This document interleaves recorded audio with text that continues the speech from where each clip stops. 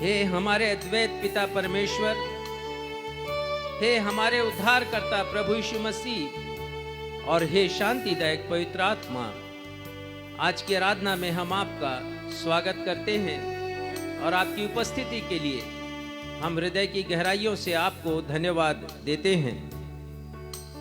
भजनकार लिखते हैं, हे मेरे मन यहोवा को धन्य कह और जो कुछ मुझ में है वह उसके पवित्र नाम को धन्य कहे। हे मेरे मन यहोवा को धन्य कह और उसके किसी उपकार को नहीं भूलना। और इसलिए हे सारी पृथ्वी के लोगों, यहोवा का जय जयकार करो, आनंद से यहोवा की आराधना करो, जय जयकार के साथ उसके सन्मुख आओ। तो आइए प्यारे भाइयों और बहनों, आज की रविवारी आराधना को हम परमेश्वर की स्तुति के साथ उनको महिमा देते हुए प्रारंभ करें गीत के इन शब्दों के साथ। ये जिंदगी तेरी महिमा गाती रहे अब सदा।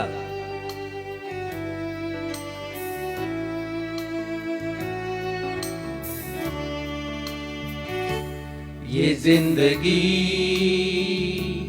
तेरी महिमा गाती रहे अब सदा। ये जिंदगी तेरी महिमा गाती रहे अब सदा। जब तक जीऊं तेरी महिमा गाता रहूं, ऐ खुदा। जब तक जीऊं तेरी महिमा गाता रहूं, ऐ खुदा। ये जिंदगी तेरी महिमा गाती रहे अब सदा।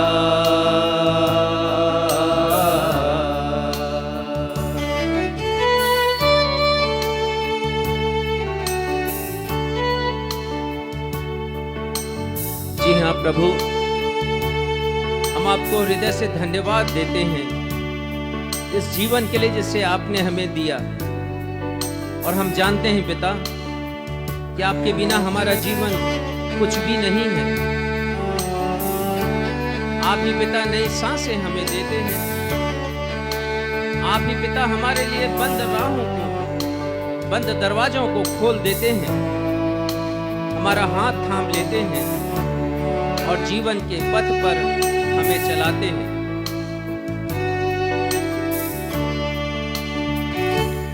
जब से है छुआ तूने मुझे, नई सांसें जैसे फिर से आ गई। जब से है थामा हाथ तेरा, बन राहें जैसे फिर से खुल गई।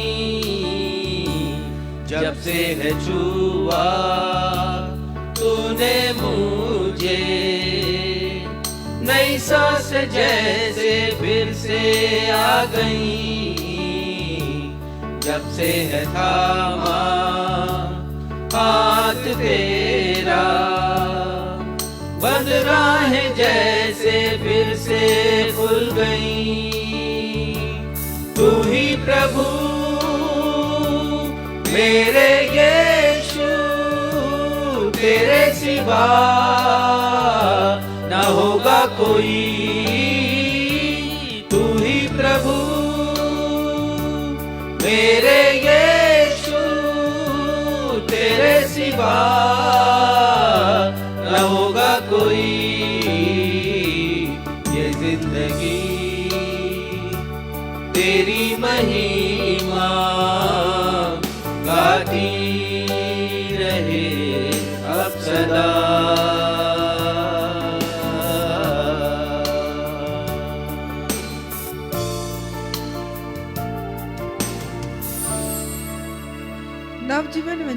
इमैनुअल चर्च की 181st ऑनलाइन एवं ऑफलाइन आराधना में मैं आकांक्षा सक्षम मसीह आप सभी प्रभु भक्तों का अपने उद्धारकर्ता प्रभु यीशु मसीह के अतुल्य नाम में स्वागत करती हूँ एवं आप सभी को जय यीशु, यीशु सहाय, शालोम, जय मसीह की और प्रेज द लॉर्ड कहती हूँ। प्रिय भाइयों और बहनों, किसी के साथ होने में और किसी के बिना होने में बहुत बड़ा अंतर है।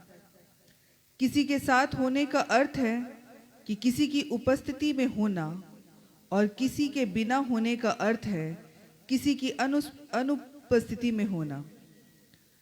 यह सत्य है कि कुछ बातें हमारे जीवन के लिए इतनी आवश्यक और महत्वपूर्ण हो जाती है जिनके बिना हमारा जीवन मुश्किल में पड़ सकता है, जैसे ऑक्सीजन, पानी, भोजन और सूर्य का प्रकाश हमारे लिए इतना अधिक जरूरी है कि इन सब के बिना मानव जीवन का अस्तित्व असंभव है। जिस प्रकार से हमारे भौतिक अस्तित्व के लिए हवा, पानी, भोजन और सूर्य के प्रकाश का होना अत्यंत आवश्यक है, उसी प्रकार हमारे आत्मिक अस्तित्व के लिए 5 बातों का होना निहायत जरूरी है। इन 5 बातों के बिना हमारा आत्मिक जीवन शून्य है। आज हमारे पास्टर साहब अपने संदेश के द्वारा इन्हीं 5 बातों पर प्रकाश डालेंगे, अतः आप संदेश अवश्य सुनिएगा। आइए इस समय हमसे मिलकर एक गीत गाएं। गीत के शब्द हैं, धन्य तेरा पिता, तूने पुत्र को भेजा, मनुष्य पर प्रकट किया अपना प्रेम।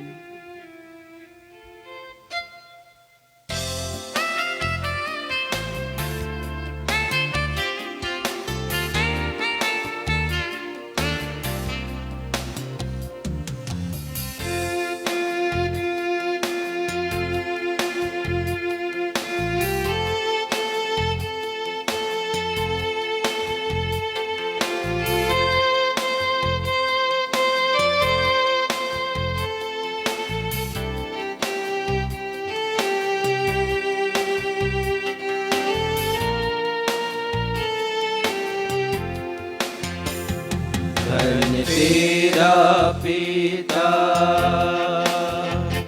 तूने पुत्र को भेज, मनुष्यों पर प्रकट किया अपना तेज। हालेलुया, धन्य तेरा, हालेलुया,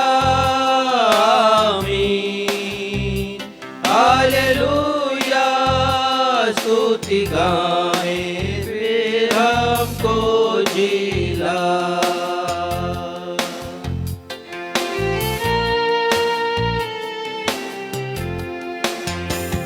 धन्य तेरा मसीह, हम पर किया उपकार और क्रूस पर प्राण दे मेरा किया उद्धार। हालेलुया, धन्य तेरा, हालेलुया, आमीन। हालेलुया, स्तुति गाएं फिर हमको जिला।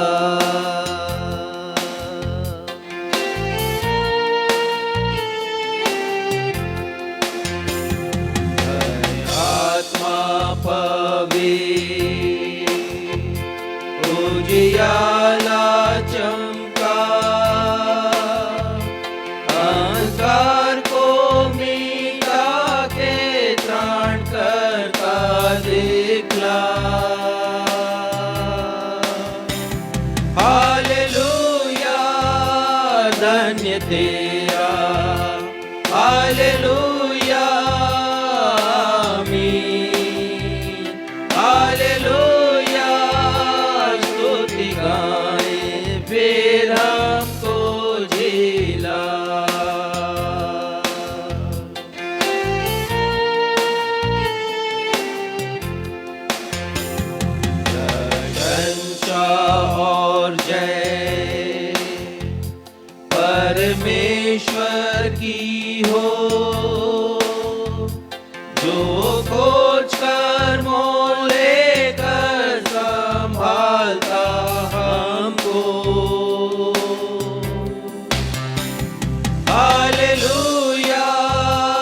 धन्य तेरा, हालेलुया आमीन, हालेलुया स्तुति गाएं फिर हमको जिला।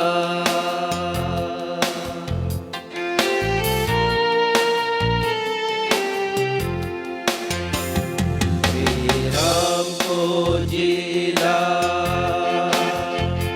अपना प्रेम सब में भर, और हर एक के मन को उत्साहित तू कर। हालेलुया धन्य तेरा, हालेलुया आमीन, हालेलुया स्तुति गाए फिर हमको जिला।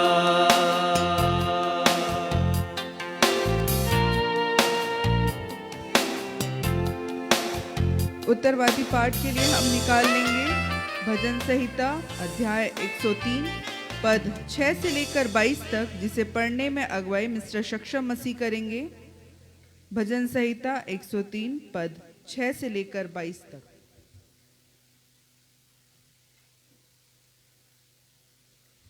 आइए हम सब मिलकर धर्मशास्त्र से निकाल लें भजन संहिता अध्याय 103 पद संख्या 6 से 22।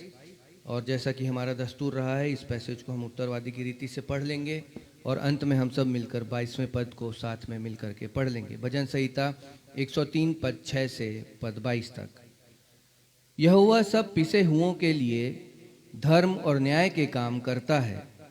उसने मूसा को अपनी गति और इस्राएलियों पर अपने काम प्रकट किए। यहोवा दयालु और अनुग्रहकारी, विलंब से कोप करने वाला और अति करुणामय है। वह सर्वदा वाद विवाद करता न रहेगा, न उसका क्रोध सदा के लिए भड़का रहेगा। उसने हमारे पापों के अनुसार हमसे व्यवहार नहीं किया और न हमारे अधर्म के कामों के अनुसार हमको बदला दिया है। जैसे आकाश पृथ्वी के ऊपर ऊंचा है, वैसे ही उसकी करुणा उसके डरवैयों के ऊपर प्रबल है। उदयाचल अस्ताचल से जितनी दूर है, उसने हमारे अपराधों को हमसे उतनी ही दूर कर दिया है। जैसे पिता अपने बालकों पर दया करता है, वैसे ही यहोवा अपने डरवैयों पर दया करता है। क्योंकि वह हमारी सृष्टि जानता है और उसको स्मरण रहता है कि मनुष्य मिट्टी ही है। मनुष्य की आयु घास के समान होती है, वह मैदान के फूल के समान फूलता है। जो पवन लगते ही ठहर नहीं सकता और न वह अपने स्थान में फिर मिलता है। परंतु यहोवा की करुणा उसके डरवैयों पर युग युग और उसका धर्म उसके नाती पोतों पर भी प्रकट होता रहता है। अर्थात उन पर जो उसकी वाचा का पालन करते और उसके उपदेशों को स्मरण करके उन पर चलते हैं। यहोवा ने तो अपना सिंहासन स्वर्ग में स्थिर किया है और उसका राज्य पूरी सृष्टि पर है। हे यहोवा के दूतों, तुम जो बड़े वीर हो और उसके वचन के मानने से उसको पूरा करते हो, उसको धन्य कहो।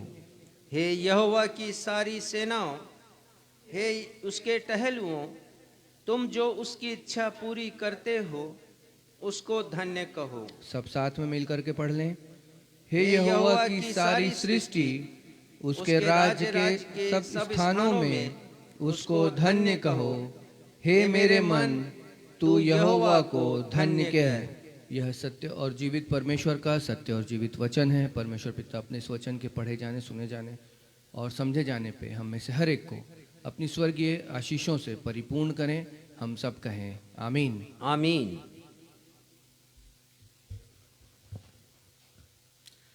अब हमारे पास्टर साहब को अवसर होगा जब वे कलीसियाई सूचनाओं से हमें अवगत कराएंगे।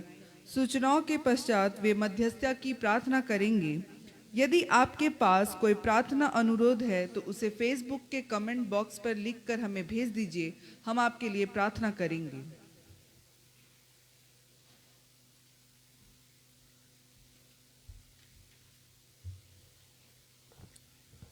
नवजीवन इवेंजलिकल चर्च की 181वीं अर्थात 181st ऑन एवं ऑफलाइन आराधना में मैं रेवरेंड राजेश मसीह आप सभी प्रभु भक्तों का स्वागत करता हूं एवं आप सभी को प्रेज द लॉर्ड कहता हूं। Praise the Lord. सूचनाएं इस प्रकार हैं, एक और कलीसिया हमारी नवजीवन इवेंजलिकल कलीसिया के साथ जुड़ने जा रही है। इसके संबंध में वार्ता चल रही है। नवजीवन इवेंजलिकल चर्च की कलीसियाओं एवं नवजीवन इवेंजलिकल चर्च के द्वारा चलाए जा रहे सेवा के कार्यों को अपनी प्रार्थना में अवश्य स्मरण रखिएगा।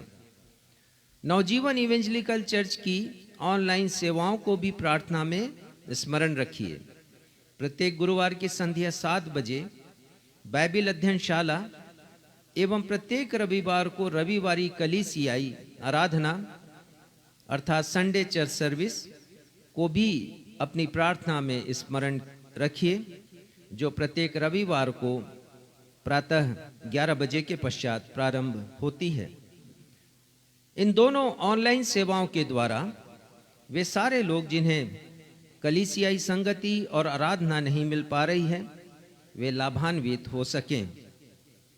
और आप सभी से अनुरोध है कि इन दोनों ऑनलाइन सेवाओं को न सिर्फ अपनी प्रार्थनाओं में स्मरण रखें, परंतु इसका व्यापक प्रचार भी करें, ताकि वे सारे लोग जो कि अपनी सेवा के कारण दूर दूर स्थानों में हैं और ऐसे स्थानों में हैं, दुर्गम क्षेत्रों में हैं जहां पर कलीसिया नहीं है, चर्च भवन नहीं है, वे भी हमारी इस सेवाओं का लाभ उठा सकें। नवजीवन इवेंजलिकल चर्च के निर्माणाधीन चर्च भवन एवं पास्टर निवास में अभी फर्श की फ्लोरिंग का कार्य चल रहा है और इसके पश्चात डोर लेवल से लेकर छत लेवल तक के निर्माण का कार्य किया जाएगा। आप इस कार्य को भी अपनी प्रार्थना में स्मरण रखिए। प्रार्थना अनुरोध इस प्रकार से हैं। हम प्रार्थना करते हैं मिस्टर मॉरिस क्रोजियर के लिए, और वो काफ़ी समय से हमें अपना प्रार्थना अनुरोध भेज रहे हैं। हम उन्हें अपनी व्यक्तिगत प्रार्थना, पारिवारिक प्रार्थना में भी स्मरण कर रहे हैं। वो भोपाल में हैं और नौकरी नहीं होने के कारण आर्थिक समस्याओं से जूझ रहे हैं, और अपने इस बेटे के लिए और उनके परिवार के लिए हम परमेश्वर पिता से विनती करते हैं कि परमेश्वर पिता की कृपा से इनकी बेरोजगारी का समय खत्म हो और इनकी नौकरी किसी अच्छे स्थान पर लग सके। हम प्रार्थना करते हैं मिसेस सरोज आनंद के लिए। वो घुटने के प्रत्यारोपण अर्थात नी रिप्लेसमेंट के लिए 31 तारीख को 31 जनवरी को दिल्ली जा रही हैं। परमेश्वर पिता उनकी यात्रा को सफल करें और उनके ऑपरेशन को भी सफल करें। हम प्रार्थना करते हैं मिस्टर अमित एवं मिसेस शबनम मोइत्रा के लिए, उनके परिवार के लिए, कि वे सब मसीहियत में बढ़ते चले जाएं और परिवार में मसीही मूल्य भी स्थापित हों और वो परिवार प्रभु यीशु मसीह की कृपा में निरंतर बढ़ता चला जाए। हम प्रार्थना करते हैं मिस्टर मनहर और उनके परिवार के लिए, जो जांजगीर में रहते हैं और वे भी प्रभु की सेवा करते हैं। उनके हृदय में भी सुसमाचार के प्रति बड़ा लगाव है। परमेश्वर पिता उन्हें, उनके परिवार को और उनकी सेवकाई को आशीषित करे। हम प्रार्थना करते हैं मिस्टर विजय सिंह के लिए भी, जो जांजगीर में हैं और निरंतर प्रभु की सेवा वो करते हैं। सेवानिवृत्त होने के पश्चात भी उन्होंने अपना जीवन प्रभु को समर्पित किया है। परमेश्वर पिता से हम उनके जीवन के लिए, उनकी सेवा के लिए और आशीषों के लिए प्रार्थना करते हैं। हम प्रार्थना करते हैं अपनी प्रिय बहन मिसेस शीला धन्यवाद के लिए। शहडोल में वो थीं और मेरी कजिन बहन है, और उनका निधन हो गया आज रात्रि 2 बजे भोपाल में। परमेश्वर पिता से उनके संपूर्ण शोकित परिवार के लिए और शांति के लिए हम प्रार्थना करते हैं। परमेश्वर पिता परिवार के प्रत्येक लोगों को अपनी सामर्थ्य से परिपूर्ण करें ताकि वे इस विछोह को सह सकें। धन्यवाद के विषय इस प्रकार हैं। हम धन्यवाद देते हैं मिस्टर निर्मल और उनकी पत्नी मिसेस फरिश्ता पीटर को। उन्होंने नवजीवन की सेवकाई के लिए अपना योगदान दिया है, आर्थिक सहयोग दिया है। परमेश्वर पिता उन्हें और उनके परिवार को अपनी आशीषों से परिपूर्ण करे। हम प्रार्थना करते हैं मिसेस सुनीता पीटर के लिए, जिनके पति के का देहावसान पिछले महीने हो गया। अकस्मात उनकी मृत्यु हुई और उनके परिवार में और खासकर मिसेस सुनीता और उनके दोनों बेटों के लिए हम परमेश्वर प्रदत्त शांति की प्रार्थना करते हैं। हम धन्यवाद देते हैं मिस्टर क्षितिज और डॉक्टर शेफाली को। उनके द्वारा उनकी बेटी के जन्म दिवस पर हमें धन्यवाद की भेंट प्राप्त हुई है। परमेश्वर पिता उन्हें और उनके परिवार पर अपनी आशीष का हाथ रखें। हम धन्यवाद देते हैं परमेश्वर पिता को मिस्टर एस.एम. तिमोथी के लिए, जो अभी फिलहाल छिंदवाड़ा में रह रहे हैं। उनके स्वास्थ्य में अपेक्षाकृत सुधार हुआ है। परमेश्वर पिता उन्हें पूर्ण चंगाई प्रदान करें और स्मरण शक्ति जो उनकी खो गई थी पुनः उन्हें पूरी रीति से वापस हो सके। तो आइए इन सारे विषयों को हम अपने उद्धारकर्ता प्रभु यीशु मसीह के अद्वितीय नाम में इस समय आपके सिंहासन के समक्ष हम रखें। ये हमारे पिता, हम आपके समीप, आपके सिंहासन के सामने अपने उद्धारकर्ता प्रभु यीशु मसीह के नाम से आते हैं। पिता, धन्यवाद देते हैं आज के दिन के लिए। धन्यवाद देते हैं पिता आपकी गरिमामय उपस्थिति के लिए जो हमारे मध्य में है, अदृश्य रूप से, लेकिन आपकी उपस्थिति को हम आत्मा में महसूस करते हैं। पिता, हम धन्यवाद देते हैं हमारी विनतियों को सुने जाने के लिए। हम धन्यवाद देते हैं पिता आपको कि नवजीवन इवेंजलिकल चर्च के ऊपर आपकी कृपा हुई और आपने उसे बढ़ाया है पिता। और आज हम 181वीं आराधना, रविवारी आराधना कर रहे हैं। ये आपकी कृपा है पिता। और हम धन्यवाद देते हैं कि हमारे इस विशेषकर ऑनलाइन सेवा के द्वारा सैकड़ों लोग प्रति सप्ताह हमसे जुड़ जाते हैं और वो आत्मिक आशीषों को प्राप्त कर रहे हैं। उनकी प्रतिक्रियाएं, सकारात्मक प्रतिक्रियाएं हमें मिलती हैं और जिससे हमें महसूस होता है कि आपकी कृपा हम पर और हमारी इस कलीसिया के ऊपर बनी हुई है। पिता, हम प्रार्थना करते हैं अपने दर्शकों के लिए जो अपना समय देते हैं और रविवारी आराधना को वो प्रति रविवार आराधना में उपस्थित होते हैं। हमारी प्रार्थना है पिता कि हमारी इस आराधना का लाभ उन सभी को जो कि कलीसियाई संगति से वंचित होते हैं। बहुत से लोग स्वास्थ्य संबंधी परेशानियों के कारण कलीसिया नहीं जा पाते। बहुत से लोग कलीसिया का स्थल उनके घर से बहुत दूर होने के कारण नहीं जा पाते। और बहुत से लोग हैं जो सेना में हैं, एयरफोर्स में हैं और नेवी में हैं। बहुत से लोग जो पुलिस में हैं और रिमोट एरियाज में हैं और सीआरपीएफ, बीएसएफ के सारे लोग जो कि मसीही हैं और कलीसियाई आराधनाओं से वंचित हैं क्योंकि उनकी नियुक्ति ऐसे स्थान पर है जो कलीसिया भवन के काफ़ी दूर है। हम प्रार्थना करते हैं कि अधिक से अधिक लोग हमारी इस संगति से जुड़ सकें, अधिक से अधिक लोग लाभान्वित हो सकें। और होने दीजिए पिता कि हमारी इस आराधना के द्वारा उनके जीवन में उत्साह और उमंग आ सके, आत्मिक जीवन में, और आत्मिक जीवन में विकास हो सके। तो इसलिए हम नवजीवन इवेंजलिकल चर्च की हर एक गतिविधियों को, उसकी योजना को आपके सामर्थी हाथों में सौंपते हैं। प्रार्थना करते हैं पिता कि जो कलीसिया भवन हमारा बन रहा है उसके ऊपर भी आपकी कृपा हो और होने दीजिए कि हर एक आर्थिक आवश्यकताएं आपके अगम्य भंडार से हमें दी जाएं, उसकी पूर्ति हो ताकि कलीसिया भवन का निर्माण कार्य निरंतर चलता रहे। पिता, आपके वचन के अनुसार हम विश्वास की सेवा करते हैं, फेथ मिनिस्ट्री करते हैं। होने दीजिए पिता कि इस सेवकाई के द्वारा हमारा विश्वास आप में और प्रबल हो सके, और हर दिन हमारे लिए जो गवाहियाँ बन रही हैं पिता, भविष्य में भी बनती रहें कि कितने अद्भुत तरीके से आप लोगों के हृदय से बातचीत करते हैं पवित्र आत्मा के द्वारा, उन्हें प्रेरणा देते हैं, प्रेरित करते हैं, और फिर वो हमसे संपर्क करते हैं।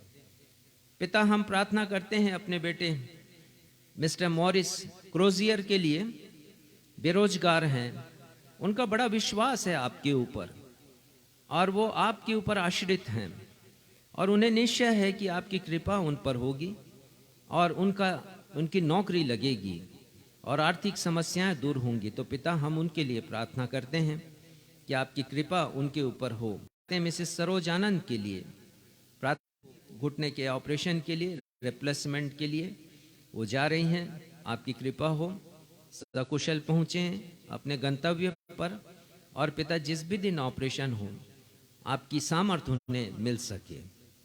पिता, प्रार्थना करते हैं हम मिस्टर अमित मोहित्रा के परिवार के लिए, हर एक के ऊपर आपकी मेहरबानी बनी रहे पिता, उनके परिवार के ऊपर मसीही मूल्यों में ये परिवार बढ़ता चला जाए।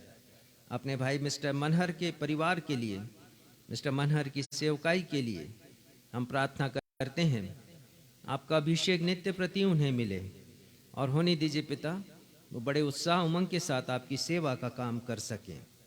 वैसे मिस्टर विजय सिंह के ऊपर भी आपकी कृपा हो, उनके पूरे परिवार के ऊपर, वे सब संभाले जाएं, और जो सेवा करते हैं हमारे भाई विजय सिंह, पिता उनकी सेवा के द्वारा बहुतों को लाभ मिल सके।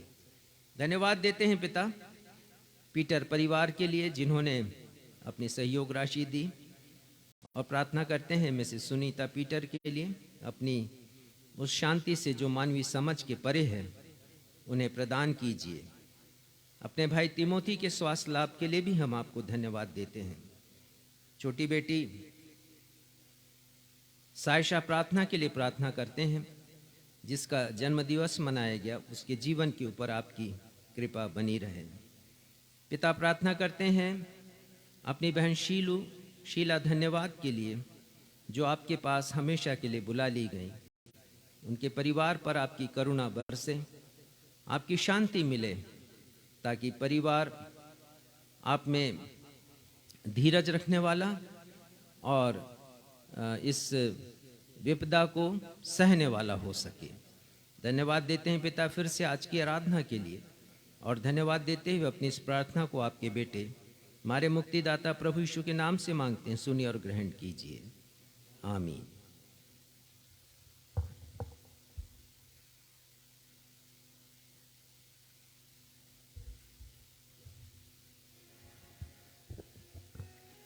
अब समय है जब हम परमेश्वर प्रदत्त आशीषों को स्मरण करते हुए अपनी अपनी भेंटों तथा धन्यवादी भेंटों को अर्पित करेंगे। यदि हमारे ऑनलाइन दर्शक भी अपनी भेंटों को हमारी कलीसिया के द्वारा किए जा रहे कार्यों के लिए अर्पित करना चाहते हैं तो उनका स्वागत है। वे कृपया अपनी भेंटों को अर्पित करने के लिए हमारे पास्टर साहब से संपर्क कर सकते हैं। आइए इस समय हम सब मिलकर एक गीत गाएं। गीत के शब्द हैं, जीवन में जब आंधी तुम पर चलती है, गिनो सारी आशीषों, गिनो नाम बनाम।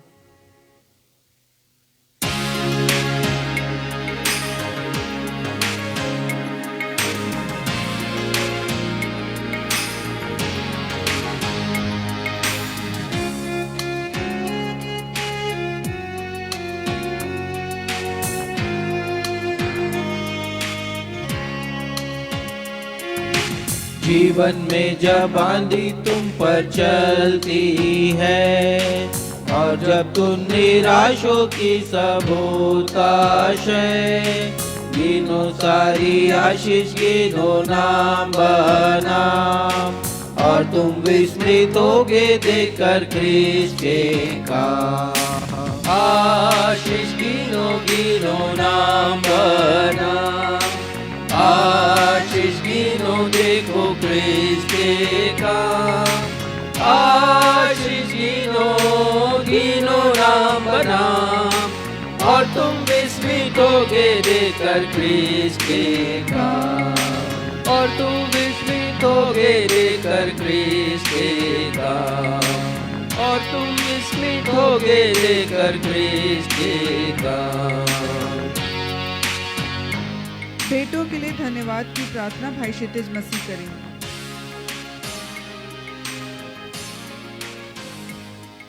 महान जीवित अनुग्रहकारी पिता परमेश्वर, आराधना के इस समय आपके चरणों की निकटता में आते हैं, जब हमने अपनी भेंटों एवं धन्यवादी भेंटों को आपके राज्य की बढ़ोतरी के लिए आपके नाम को महिमा देते हुए आपको समर्पित किया है। प्रेमी पिता, दया करके इन भेंटों को ग्रहण कीजिए। प्रेमी पिता, हमने अपने जीवनों की घटती से बढ़ती से और जैसी भी परिस्थितियां हैं प्रभु जी, अपने धन्यवादी हृदय को आपके समक्ष प्रकट किया है।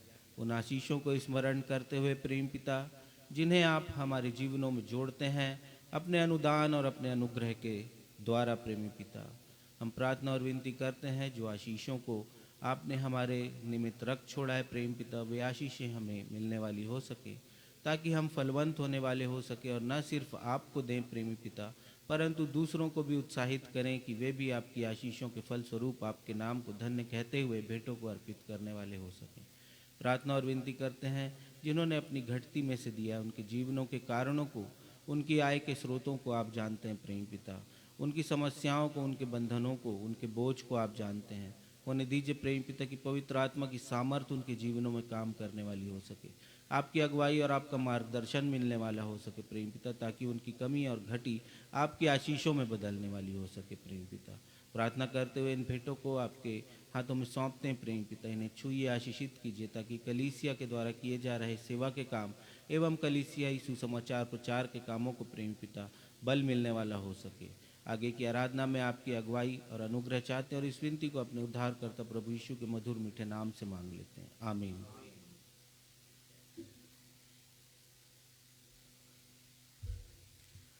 पवित्र शास्त्र बाइबल से पाठों का पठन। पहला पाठ पुराने नियम से यशाया अध्याय 30 पद 18 से लेकर 21 तक, जिसे पढ़ने में अगुवाई मिसेस बीना मसीह करेंगी। दूसरा पाठ नए नियम से इब्रानियों अध्याय 11 पद 1 से 3 एवं 5 से लेकर 8 तक, जिसे पढ़ने में अगुवाई भाई क्षितिज मसीह करेंगे।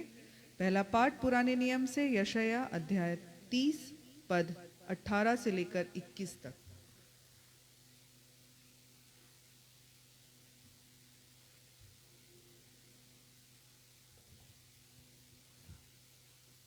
हमारे उद्धारकर्ता प्रभु यीशु मसीह के मधुर नाम में आप सबों को जय मसीह की। मैं आपके समक्ष पुराने नियम से पढ़ लूँगी यशाया 30वां अध्याय पद 18 से 21 तक। यहाँ पर इस प्रकार लिखा है, यहोवा कहता है, मैं याकूब के तंबू को बंधुआई से लौटाता हूँ।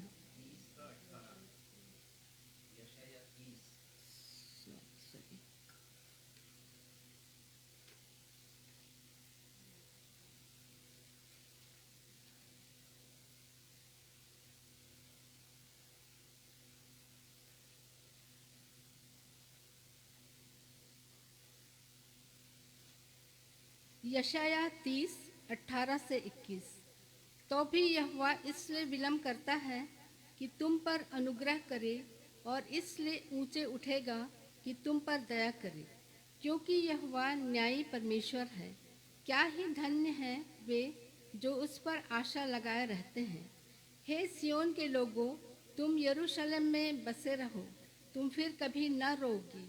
वह तुम्हारी दुहाई सुनते ही तुम पर निश्चय अनुग्रह करेगा। वह सुनते ही तुम्हारी मानेगा। चाहे प्रभु तुम्हें विपत्ति की रोटी और दुख का जल भी दे, तो भी तुम्हारे उपदेशक फिर न छिपे, और तुम अपनी आँखों से अपने उपदेशकों को देखते रहोगे। जब कभी तुम दाहिनी या बाईं ओर मुड़ने लगो, तब तुम्हारे पीछे से यह वचन तुम्हारे कानों में पड़ेगा, मार्ग यही है, इसी पर चलो। ये परमेश्वर का जीवित सत्य वचन है। परमेश्वर इसके पढ़े सुने जाने पर हम सबों को आशीष प्रदान करें। हम सब कहें आमीन।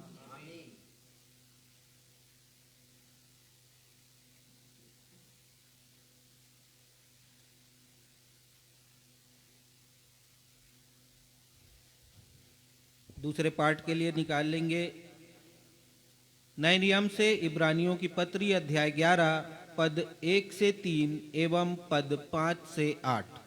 इब्रानियों 11 पद 1 से 3 एवं 5 से 8। अब विश्वास आशा की हुई वस्तुओं का निश्चय और अनदेखी वस्तुओं का प्रमाण है, क्योंकि इसी के विषय में प्राचीनों की अच्छी गवाही दी गई। विश्वास ही से हम जान जाते हैं कि सारी सृष्टि की रचना परमेश्वर के वचन के द्वारा हुई है, पर यह नहीं कि जो कुछ देखने में आता है वह देखी हुई वस्तुओं से बना हो। पद 5 से 8। विश्वास ही से हनोक उठा लिया गया कि मृत्यु को न देखे, और उसका पता नहीं मिला, क्योंकि परमेश्वर ने उसे उठा लिया था, और उसके उठाए जाने से पहले उसकी यह गवाही दी गई थी कि उसने परमेश्वर को प्रसन्न किया है। और विश्वास बिना उसे प्रसन्न करना अनहोना है, क्योंकि परमेश्वर के पास आने वाले को विश्वास करना चाहिए कि वह है, और अपने खोजने वाले को प्रतिफल देता है। विश्वास ही से नूह ने उन बातों के विषय में जो उस समय दिखाई न पड़ती थी चेतावनी पाकर भक्ति के साथ अपने घराने के बचाव के लिए जहाज बनाया, और उसके द्वारा उसने संसार को दोषी ठहराया और उस धर्म का वारिस हुआ जो विश्वास से होता है। विश्वास ही से अब्राहम जब बुलाया गया तो आज्ञा मानकर ऐसी जगह निकल गया जिसे मिरास में लेने वाला था, और वह यह न जानता था कि मैं किधर जाता हूँ, तो भी निकल गया। यह जीवित परमेश्वर का जीवित वचन है। परमेश्वर पिता इसके पढ़े सुने समझे जाने पर हम में से हर एक को अपनी आशीषों से परिपूर्ण करे। हम सब कहें आमीन। सुसमाचार पाठ के लिए हम निकाल लेंगे यूहन्ना रचित सुसमाचार अध्याय 14 पद 1 से लेकर 6 तक, जिसे पढ़ने में अगुवाई रेवरेंड राजेश मसीह करेंगे। यूहन्ना अध्याय 14 पद 1 से लेकर 6 तक।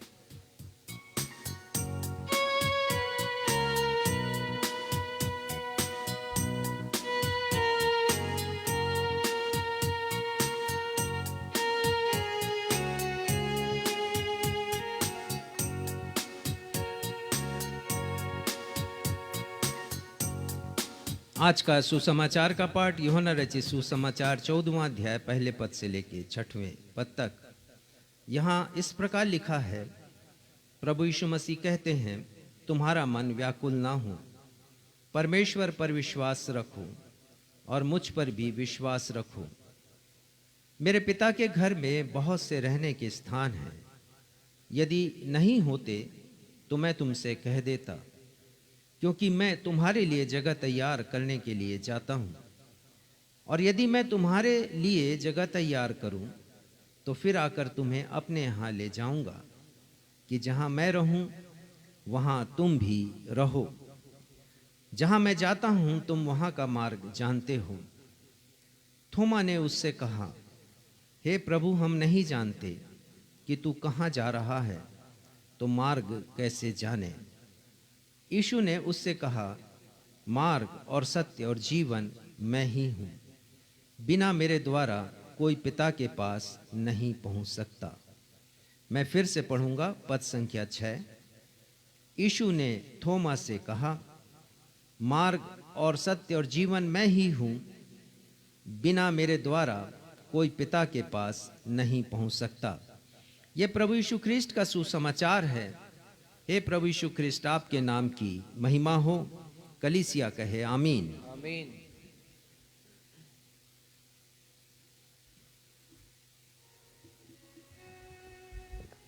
अब हम सभी के लिए अवसर होगा जब हम सप्ताह भर की आत्मिक ऊर्जा प्राप्त करने के लिए परमेश्वर पिता के अभिषिक्त दास रेवरेंड राजेश मसीह के द्वारा परमेश्वर पिता के जीवित वचन से संदेश सुन लेंगे।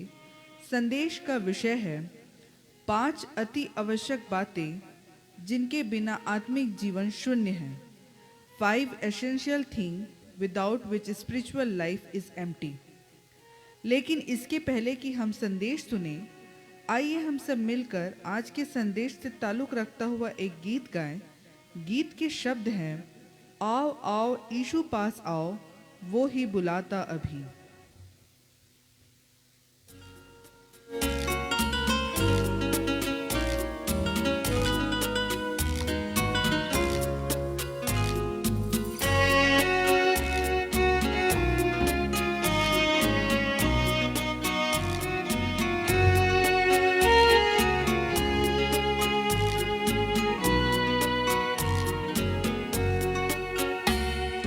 आओ आओ यीशु पास आओ, वो ही बुलाता भी।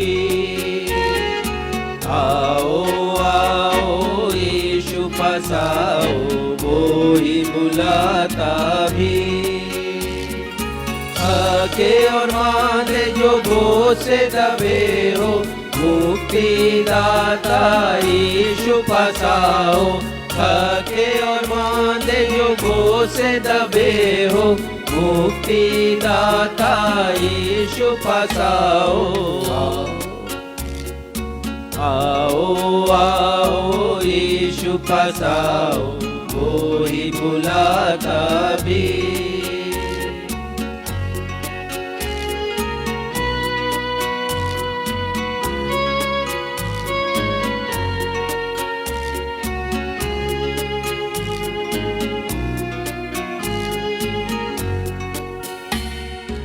यीशु मसीह की पुकार को सुन के ध्यान क्यों देते नहीं? यीशु मसीह की पुकार को सुन के ध्यान क्यों देते नहीं? जग में कितनी मुसीबत उठाते, मेहनत करते चैन नहीं पाते। जग में कितनी मुसीबत उठाते, मेहनत करते चैन नहीं पाते। आओ आओ यीशु पास आओ, वो ही बुलाता भी। आओ आओ यीशु पास आओ, वो ही बुलाता भी।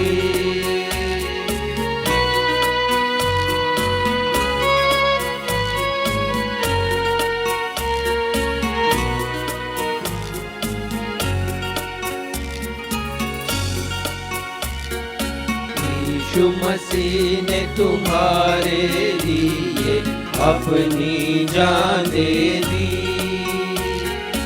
यीशु मसीह ने तुम्हारे लिए अपनी जान दे दी। क्रूस पर चढ़ कर खून बहाया, ताकि हो कफारा हमारा। क्रूस पर चढ़ कर खून बहाया, ताकि हो कफारा हमारा। आओ आओ यीशु पास आओ, वो ही बुलाता भी। आओ आओ यीशु पास आओ, वो ही बुलाता भी। थके और मांदे जो बोझ से दबे हो, मुक्ति दाता यीशु पास आओ। थके और मांदे जो बोझ से दबे हो, मुक्ति दाता यीशु पास आओ। आओ आओ यीशु पास आओ, वो ही बुलाता भी।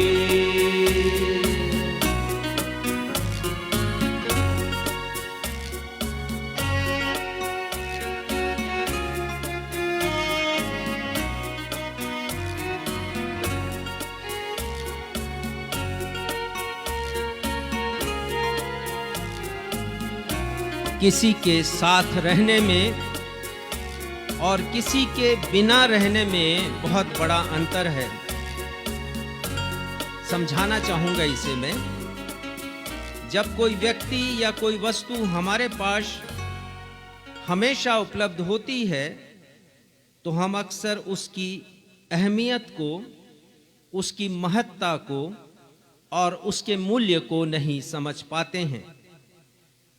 लेकिन जब कोई व्यक्ति हमारे पास से कहीं अन्य स्थान में चला जाता है या जीवन भर के लिए हमसे वो अलविदा हो जाता है, या किसी वस्तु की उपलब्धता समाप्त हो जाती है, तब उस व्यक्ति या उस वस्तु के बिना हमारा जीवन दूभर हो जाता है, मुश्किल में पड़ जाता है और उस समय हम उस व्यक्ति की या उस वस्तु की अहमियत को, उसके मूल्य को समझते हैं। उदाहरण देना चाहूंगा, हमारे वायुमंडल में ऑक्सीजन गैस आसानी से उपलब्ध है, पर स्मरण कीजिए कोविड-19 के समय, कोविड-19 के काल में हजारों लोग बिना ऑक्सीजन गैस के मर गए। हजारों ही नहीं, मैं कहूंगा लाखों लोग बिना ऑक्सीजन गैस के लोगों की मृत्यु हो गई, और वो इसलिए कि अस्पतालों में कृत्रिम ऑक्सीजन गैस का अभाव था। बिना ऑक्सीजन गैस के लोग तड़प तड़प कर मर गए। और उस समय ऑक्सीजन गैस की उपलब्धता बराबर बनी रहे, इसके लिए अनेक स्थानों पर ऑक्सीजन के प्लांट्स भी लगाए गए। जब तक ऑक्सीजन गैस हमें हवा से ही मिल रहा था, हमने इसके मूल्य को नहीं जाना। लेकिन जब ऑक्सीजन गैस के बिना लोगों की मृत्यु होने लगी, तब लोगों ने जाना कि हमारे जीवन के लिए कितना महत्वपूर्ण है। उसी प्रकार जब तक कोई व्यक्ति साथ साथ रहता है, तब तक लोग उसके महत्व को और उसके मूल्य को नहीं समझते हैं। परंतु जैसे ही उस व्यक्ति की मृत्यु हो जाती है या कोई व्यक्ति बहुत समय के लिए हमारे पास से कहीं अन्य स्थान पर चला जाता है, तो उस व्यक्ति के बिना हमारा जीवन सूना सा लगता है।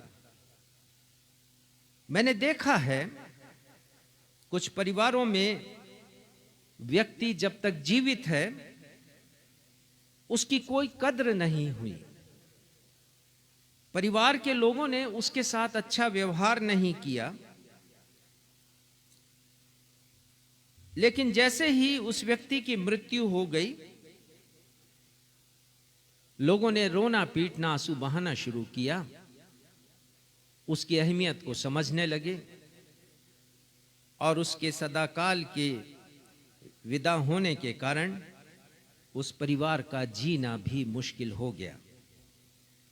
जिस प्रकार एक मनुष्य के शारीरिक जीवन के अस्तित्व के लिए हवा, पानी, जंगल, जमीन, भोजन और सूर्य के प्रकाश आदि की अति आवश्यकता होती है, क्योंकि इन सब के बिना मनुष्य का जीवन इस पृथ्वी पर नामुमकिन होता है। उसी प्रकार एक मनुष्य के आत्मिक जीवन के अस्तित्व के लिए बाइबल के 5 पद हैं हमारे पवित्र शास्त्र के, और ये 5 पद हमें 5 बातों को और कुछ अधिक बातों को सिखाते हैं और हमें बताते हैं कि इनका होना निहायत ही जरूरी है। इनके बिना हमारा आत्मिक जीवन संकट में पड़ सकता है। इसलिए परमेश्वर के वचन से आज मुझे और आपको चैतन्य होने की आवश्यकता है। हमें यह जानने की आवश्यकता है कि आखिर वे कौन कौन सी बातें हैं जिनके बिना किसी मनुष्य का आत्मिक जीवन शून्य है, मनुष्य का आत्मिक जीवन खाली है, मनुष्य का आत्मिक जीवन अर्थहीन है। और आज का विषय जिसके ऊपर हम मनन करेंगे वो है 5 अति आवश्यक बातें, 5 अति आवश्यक बातें जिनके बिना एक मनुष्य का आत्मिक जीवन शून्य है। एक मनुष्य का आत्मिक जीवन कुछ भी नहीं है। मनुष्य के आत्मिक जीवन का कोई मूल्य नहीं है, अर्थ नहीं है, कोई मायने नहीं है। 5 essential things without which spiritual life of a man is empty, is meaningless. तो आइए हम आज के विषय के ऊपर हम विचार करें और देखें कि बाइबल के वो 5 पद कौन कौन से हैं,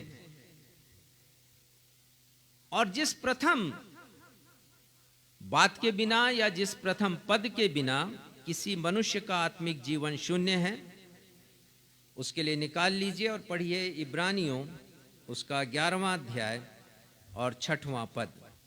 इब्रानी 11 और उसका 6वां पद। ये पद हम सब का जाना पहचाना पद है, फिर भी अध्ययन के लिए हम इसे निकालेंगे। और विश्वास बिना उसे प्रसन्न करना अनहोना है, क्योंकि परमेश्वर के पास आने वाले को विश्वास करना चाहिए कि वह है और अपने खोजने वालों को प्रतिफल देता है। इस पद में हम 3 बातों को देखते हैं, 3 अति आवश्यक बातें हैं, और ये ऐसी बातें हैं जिनके बिना हमारा आत्मिक जीवन शून्य है, खाली है, अर्थहीन है। पहली बात, यहां पर इब्रानी के लेखक लिखते हैं कि बिना विश्वास के हम परमेश्वर को प्रसन्न नहीं कर सकते। अब हर मनुष्य की ये आकांक्षा है, हर मनुष्य का ये प्रयास है, चाहे वो किसी भी जाति का, किसी भी देश का क्यों ना हो या किसी भी युग में क्यों ना रहा हो, कि वो अपने जीवन के द्वारा परमेश्वर को प्रसन्न करे। और तरह तरह के तरीके हैं, लेकिन इब्रानी के लेखक लिखते हैं कि विश्वास के बिना परमेश्वर को प्रसन्न करना अनहोना है। अनहोना का मतलब असंभव है। और दूसरी बात वो यहां पर लिखते हैं कि विश्वास के बिना हम परमेश्वर के अस्तित्व को नहीं जान सकते। लिखा है यहां पर 6वें पद में कि परमेश्वर के पास आने वाले को विश्वास करना चाहिए कि वह है, अर्थात उसका एग्जिस्टेंस है, और यह विश्वास के बिना संभव नहीं है। और तीसरी बात, विश्वास के बिना हम परमेश्वर को खोज नहीं सकते, और जब खोजेंगे नहीं तो पाएंगे भी नहीं। यहां पर इब्रानी के लेखक लिखते हैं कि परमेश्वर अपने खोजने वालों को प्रतिफल देता है। तो मनुष्य के मन में विश्वास ही जगता है कि मैं और जानूं परमेश्वर के बारे में और खोजूं उन्हें। तो आइए इन 3 बातों को हम विस्तार से देखेंगे, जिनके बिना हमारा आत्मिक जीवन किसी भी मनुष्य का, चाहे वो मसीही हो या गैर मसीही हो, चाहे वो आस्तिक हो या नास्तिक हो, हम सभी के लिए ये बातें बहुत आवश्यक हैं। पहली बात, बिना विश्वास के कोई भी मनुष्य परमेश्वर को प्रसन्न नहीं कर सकता। फिर से देखेंगे इब्रानी 11:6 उसका पहला हिस्सा पढ़िएगा। और विश्वास बिना उसे प्रसन्न करना अनहोना है। हाँ, इसे समझने के लिए हम थोड़ा पीछे चलते हैं और 5वां पद हम पढ़ेंगे।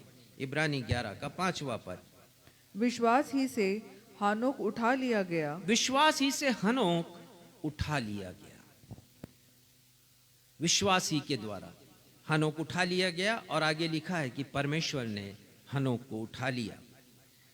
और यह भी लिखा है कि उसने मृत्यु को नहीं देखा, मृत्यु का स्वाद हनोक ने चखा ही नहीं। अब प्रश्न उठता है कि ऐसा क्यों हनोक उठा लिया गया, क्यों उसने मृत्यु का स्वाद नहीं चखा। और इसे समझने के लिए आपको बाइबल की प्रथम किताब उत्पत्ति उसके 5वें अध्याय पर आना पड़ेगा। उत्पत्ति का 5वां अध्याय। और इस अध्याय को जब आप पढ़ेंगे तो आदम के वंशजों का यहाँ पर विवरण दिया गया है कि उसके वंशज कौन कौन से थे, उससे कौन सा पुत्र उत्पन्न हुआ, उसके द्वारा कौन सा पुत्र उत्पन्न हुआ। और ध्यान देने की बात इस अध्याय में ये है कि बहुतों के जन्म के बारे में यहाँ पर वर्णन है और उनकी मृत्यु के बारे में भी वर्णन है। लेकिन सिर्फ हनोक ही ऐसा है जिसके बारे में लिखा है कि उसकी मृत्यु नहीं हुई। पढ़िएगा इसका 22वां पद। मतुशेलह के जन्म के पश्चात हनोक 300 वर्ष तक परमेश्वर के साथ साथ चलता रहा। ध्यान दीजिएगा, और क्यों उठा लिया गया? क्यों मृत्यु का स्वाद उसने नहीं चखा? क्योंकि लिखा है कि वो 300 वर्षों तक परमेश्वर के साथ साथ चलता रहा। दिन प्रतिदिन के जीवन में परमेश्वर की संगति और सहभागिता में, परमेश्वर के आज्ञा पालन में, और उस जमाने में जबकि परमेश्वर का ज्यादा प्रकाशन नहीं हुआ था, बहुत सी बातें उस समय के मनुष्यों के लिए अज्ञात थी, लोग अनजान थे परमेश्वर से। ये तो मूसा के समय हुआ कि परमेश्वर ने मूसा को व्यवस्था दी और लोगों ने परमेश्वर को बहुत समीपी से जानना शुरू किया, क्योंकि एक विधिवत आराधना की पद्धति आ गई। वहां लोगों के मध्य में संबंधों को बनाए रखने के लिए एक व्यवस्था दी गई।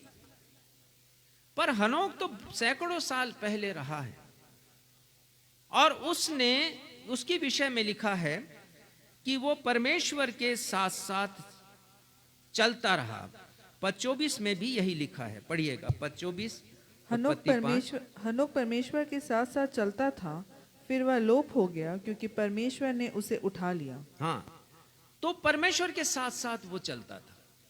और जरा कल्पना कीजिए कि आप और मैं उस मनुष्य के साथ साथ चलेंगे, उस मनुष्य के साथ अपनी बातों को शेयर करेंगे, उस मनुष्य के साथ दिन प्रतिदिन के जीवन में रहना चाहेंगे जिसके ऊपर मेरा और आपका विश्वास हो।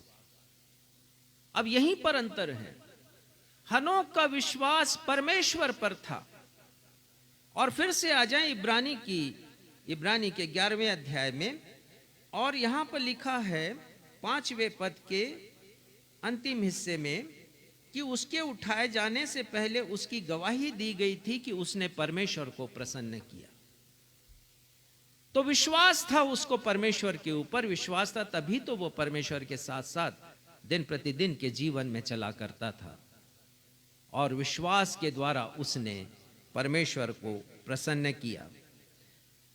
उदाहरण देना चाहूंगा, युवक और युवती जब विवाह करने के लिए तैयार होते हैं तो युवक उस युवती पर भरोसा करता है कि ये जीवन भर मेरे साथ कदम से कदम मिलाकर चलेगी, और उसी प्रकार युवती भी युवक के ऊपर यकीन करती है कि ये व्यक्ति मेरे साथ कदम से कदम मिलाकर चलेगा, और तब वो विवाह की सहमति देते हैं और फिर आगे जीवन में साथ साथ चलते हैं। तो जब विश्वास होता है तभी लोग इस प्रकार का कदम उठाते हैं जैसे हनोक परमेश्वर के साथ साथ चलता रहा।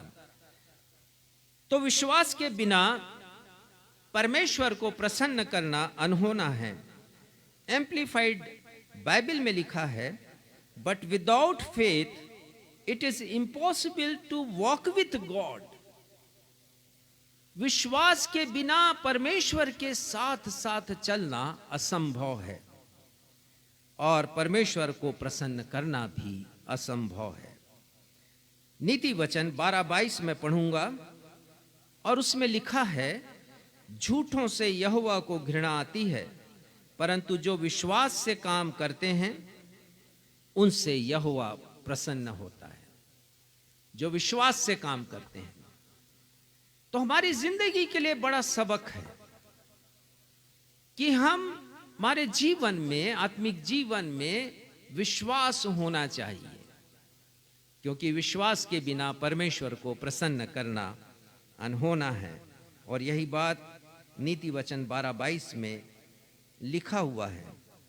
जो विश्वास से काम करते हैं या जो विश्वास से चलते हैं उनसे यहोवा प्रसन्न होता है। और इफिसियों 5:10 में संत पौलुस एक बहुत अच्छी बात लिखते हैं, पढ़िएगा इफिसियों 5:10। और हमें समझने की आवश्यकता है कि हम कहां-कहां पर परमेश्वर को प्रसन्न करते हैं। पढ़िएगा, और यह परखो कि प्रभु को क्या भाता है। यह परखो।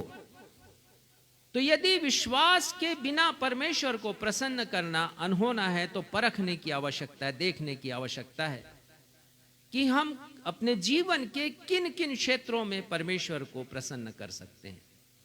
यह देखने की आवश्यकता है कि कहां भाता है परमेश्वर को, कौन सी बात भाती है उनको, मतलब अच्छी लगती है यानी पसंद आती है। तो हमें विश्वास के साथ साथ परमेश्वर को प्रसन्न करना है और इस विश्वास का होना आवश्यक है यदि हम चाहते हैं कि परमेश्वर हमारे जीवन से प्रसन्न हो। इब्रानी 11:6 का दूसरा हिस्सा, दूसरी बात हम देखेंगे। पढ़िएगा 11:6 का दूसरा हिस्सा। क्योंकि परमेश्वर के पास आने वालों को विश्वास करना चाहिए कि वह है, वह है। जो कोई परमेश्वर के पास आता है, परमेश्वर के अस्तित्व के ऊपर वो विश्वास करे कि परमेश्वर है, अर्थात परमेश्वर का एग्जिस्टेंस है, परमेश्वर का अस्तित्व है। परमेश्वर का अस्तित्व है। God of the Bible exists. ये जो बाइबल का परमेश्वर है वो जिंदा खुदा है, उसका अस्तित्व है।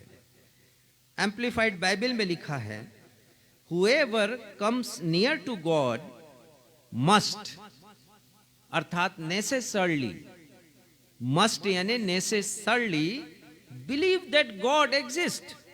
आवश्यक रूप से, अति आवश्यक रूप से वो इस बात को माने, जो भी परमेश्वर के पास आए, कि परमेश्वर है, गॉड एग्जिस्ट, परमेश्वर का अस्तित्व है। समाज शास्त्री एरियला कैसर और जुहेम नवारो के द्वारा किए गए अध्ययन के अनुसार विश्व में 50 करोड़ लोग, विश्व में 50 करोड़ लोग परमेश्वर के अस्तित्व पर विश्वास नहीं करते हैं। एक लंबा अध्ययन उन्होंने किया है कई देशों में जाकर, और इस निष्कर्ष पर वो पहुंचे हैं। अकेले चीन में 20 करोड़ लोग परमेश्वर के अस्तित्व के ऊपर विश्वास नहीं करते हैं। ऐसे लोगों को नास्तिक कहा जाता है, अथीस्ट कहा जाता है ऐसे लोगों को। ऐसे लोग परमेश्वर के अस्तित्व का एविडेंस मांगते हैं, प्रमाण मांगते हैं, लेकिन विज्ञान पर भरोसा करते हैं। विज्ञान के विकासवाद पर, इवोल्यूशन थ्योरी पर भरोसा करते हैं, जिसका आज तक कोई प्रमाण नहीं मिला है। जीवन कैसे आया पृथ्वी पर, यह तो प्रमाणित ही नहीं हुआ है। इसकी तो खोज चल रही है कि जीवन आया तो कैसे आया इस पृथ्वी पर। अफसोस कि परमेश्वर का ये प्रमाण मांगते हैं, परमेश्वर के होने का प्रमाण ये मांगते हैं। एक पद निकालिएगा, भजन संहिता 14:1 और 14:1 के अनुसार ऐसे जितने लोग हैं, हम कह सकेंगे 50 करोड़ लोग, जिन्होंने तो खुलकर कहा है कि उनका विश्वास परमेश्वर पर नहीं है। बाइबल की नजर में ऐसे लोगों को क्या कहा गया है, पढ़िएगा भजन संहिता 14:1। मूर्ख ने अपने मन में कहा है, कोई परमेश्वर है ही नहीं। मूर्ख, वो व्यक्ति मूर्ख है जो कहता है कि परमेश्वर नहीं है। वो व्यक्ति मूर्ख है जो कहता है कि परमेश्वर का अस्तित्व नहीं है। ये बाइबल कह रही है। और यहां लिखा है, आगे पढ़िएगा, वे बिगड़ गए, उन्होंने घिनौने काम किए हैं, कोई सुकर्मी नहीं। हाँ, ऐसे सब लोग बिगड़े हुए हैं। ये दुनिया यदि आज टिकी है तो इसलिए क्योंकि परमेश्वर पर विश्वास करने वाले लोग हैं, परमेश्वर के अस्तित्व पर विश्वास करने वाले लोग, इसलिए कायम है ये दुनिया। क्योंकि ऐसे लोग जो अस्तित्व पर विश्वास नहीं करते, उनके लिए लिखा है कि बिगड़े लोग हैं, घिनौने काम करने वाले लोग हैं। ये अच्छे काम करने वालों में से है ही नहीं ये लोग। ये परमेश्वर का वचन कह रहा है। और इसलिए क्योंकि परमेश्वर का भय इनके जीवन में नहीं है। जो लोग मानते हैं कि परमेश्वर का अस्तित्व है, उनके जीवन में परमेश्वर का भय भी होता है, फियर ऑफ गॉड, परमेश्वर का भय। और परमेश्वर का भय मानना बुद्धि का मूल है। परमेश्वर का भय मानना जीवन का प्रारंभ है। पर इनके जीवन में परमेश्वर नहीं। बाइबल कहती है कि विश्वास के बिना हम परमेश्वर के अस्तित्व को नहीं जान सकते। बाइबल परमेश्वर के अस्तित्व की बात करती है। हमारा यह पवित्र शास्त्र अर्थात बाइबल परमेश्वर के नाम से प्रारंभ होता है। उत्पत्ति 1:1 में लिखा है, आदि में परमेश्वर ने आकाश और पृथ्वी की सृष्टि की।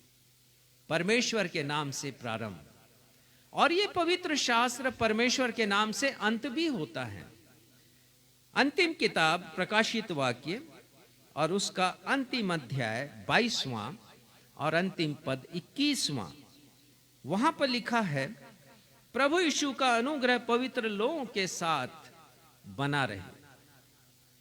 प्रभु यीशु मसीह का अनुग्रह आशीष के साथ आशीष देते हुए ये बाइबल हमारी समाप्त होती है। कितनी अद्भुत बात है। बाइबल परमेश्वर के नाम से प्रारंभ होती, परमेश्वर के नाम से समाप्त होती है। बाइबल परमेश्वर के स्वाभाविक गुणों, जिसे एट्रीब्यूट्स कहते हैं, अनेक बार मैं बतलाता हूं, उसकी बात कहती है कि परमेश्वर में अनेक गुण हैं, स्वाभाविक गुण हैं परमेश्वर में। बाइबल का परमेश्वर सर्वसामर्थी है और ये नाम परमेश्वर ने अब्राहम को दिया जब उन्होंने अब्राहम को बुलाया, और अब्राहम परमेश्वर की आज्ञा अब्राहम ने मानी है और वो चल पड़ा है। और हमने पढ़ा अभी इब्रानियों 11 में और 8वें पद में कि अब्राहम नहीं जानता था मैं कहां जाता हूं, फिर भी चल पड़ा है वो विश्वास से। तब परमेश्वर ने अपने नाम को अब्राहम के ऊपर प्रकट किया। उत्पत्ति उसका 17वां अध्याय यदि आप जल्दी से निकाल लें तो आप पढ़ सकेंगे। 17वां अध्याय उत्पत्ति का और उसका पहला ही पद पढ़िएगा। जब अब्राहम 99 वर्ष का हो गया तब यहोवा ने उसको दर्शन देकर कहा, मैं सर्वशक्तिमान ईश्वर हूँ। हाँ, सर्वशक्तिमान ईश्वर। परमेश्वर ने अपने नाम को उसके ऊपर प्रकट किया कि मैं सर्वशक्तिमान ईश्वर हूं। और जब परमेश्वर ने ये नाम उसे बतलाया कि मैं सर्वसामर्थी हूं, तो जो नाम हिब्रू भाषा में लिखी है मैं आपको बताना चाहता हूं। परमेश्वर ने ये नाम उसे बताया उत्पत्ति 17 अध्याय के पहले पद में, और उसका हिब्रू भाषा में होता अल शद्दाई। अल शद्दाई, सर्वशक्तिमान परमेश्वर, सर्व सामर्थी परमेश्वर। और परमेश्वर कहते हैं मेरी उपस्थिति में चल फिर, मेरी उपस्थिति में जहां कहीं तू जाएगा मैं तेरे साथ रहूंगा। तो परमेश्वर, बाइबल का परमेश्वर सर्व सामर्थी है। बाइबल का परमेश्वर सर्वज्ञानी परमेश्वर है। और भजन संहिता 139 को जब आप पढ़ेंगे तो आपको पता चलेगा कि परमेश्वर सब कुछ जानते हैं। He is all knowing God. परमेश्वर सब कुछ जानते हैं, परमेश्वर से कुछ भी छिपा नहीं है। भजन संहिता 139 और वहां लिखा है दूसरे पद में, तू मेरा उठना बैठना जानता है, मेरे विचारों को दूर ही से समझ लेता है, मेरे चलने और लेटने की तू भली भांति छानबीन करता है, मेरी पूरी चाल चलन का भेद जानता है, मेरे मुंह में ऐसी कोई बात नहीं जिसे तू पूरी रीति से ना जानता हो। और आगे लिखते हैं भजनकार कि मैं तुझसे भाग कर कहां जाऊं, आकाश में यदि मैं चढ़ जाऊं तो वहां तू है, गहरे समुद्र में चले जाऊं, गहरे स्थानों में चले जाऊं तो वहां तू है। You are everywhere. परमेश्वर पिता न सिर्फ सर्वज्ञानी है लेकिन वो सर्वव्यापी परमेश्वर भी है। प्रभु यीशु मसीह ने कहा, जहां कहीं 2 या 3 मेरे नाम से एकत्रित हैं होते हैं, मैं उनके मध्य में उपस्थित रहता हूं। तो प्रभु यीशु मसीह हर जगह है, सर्वव्यापी हैं, सर्वसामर्थी परमेश्वर, सर्वज्ञानी परमेश्वर, सर्वव्यापी परमेश्वर। प्रभु यीशु मसीह ने कहा शिष्यों से कि जगत के अंत तक मैं तुम्हारे साथ हूं। इसके साथ ही आज हमने उत्तरवादी की रीति से पढ़ लिया भजन संहिता 103 और उसके अनेक पदों में परमेश्वर के गुणों का वर्णन है। जैसे 6वें पद में परमेश्वर धर्मी है, न्यायी है। 7वें पद में परमेश्वर सतत क्रियाशील रहने वाला परमेश्वर है और अपने आप को मनुष्यों पर प्रकट करने वाला परमेश्वर। ये जो बाइबल का परमेश्वर है उसने अपने आप को छिपा कर नहीं रखा, हमेशा उपलब्ध है वो, उन्होंने प्रकट किया है मनुष्यों के ऊपर। भजन संहिता 103 8वें पद को पढ़िएगा, देखिए उसमें 4 गुण परमेश्वर के बतलाए गए हैं। यहोवा दयालु और अनुग्रहकारी, विलंब से कोप करने वाला और अति करुणामय है। हाँ, पद 9।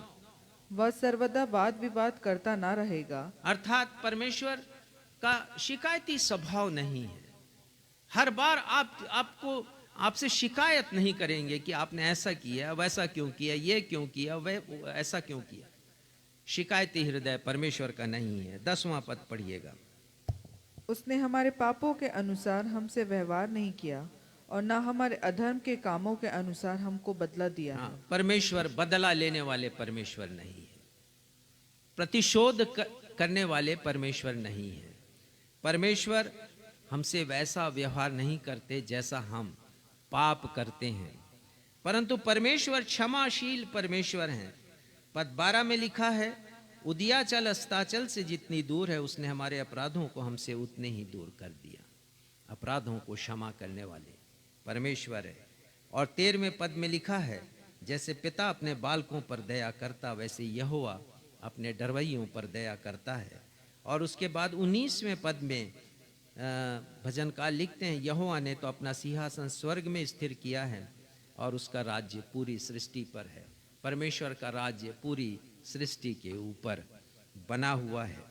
तो किसी भी मनुष्य के ऐसे आत्मिक जीवन का कोई मूल्य नहीं जिसमें वह परमेश्वर के अस्तित्व पर नहीं परंतु संसार के अस्तित्व पर यकीन करता है।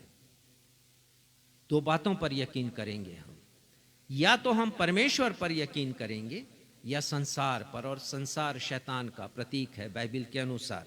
एक पद निकालिएगा, 1 यूहन्ना उसका 2 अध्याय और 15वां पद। और यहां पर यूहन्ना लिखते हैं कि तुम ना तो संसार से और संसार की वस्तुओं से प्रेम करो। पढ़िएगा 15वां पद। तुम ना तो संसार से और ना संसार में की वस्तुओं से प्रेम रखो। यदि कोई संसार से प्रेम रखता है तो उसमें पिता का प्रेम नहीं है। संसार और संसार की वस्तुओं से प्रेम रखना क्या है? देखिए, मैं आपको बता रहा हूं, या तो हम परमेश्वर पर विश्वास करेंगे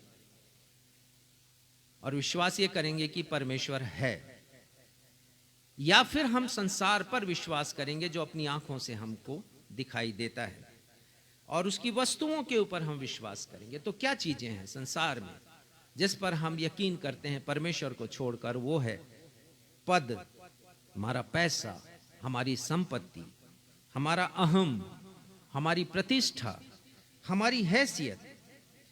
ये संसार के अस्तित्व से हमें प्राप्त होती हैं।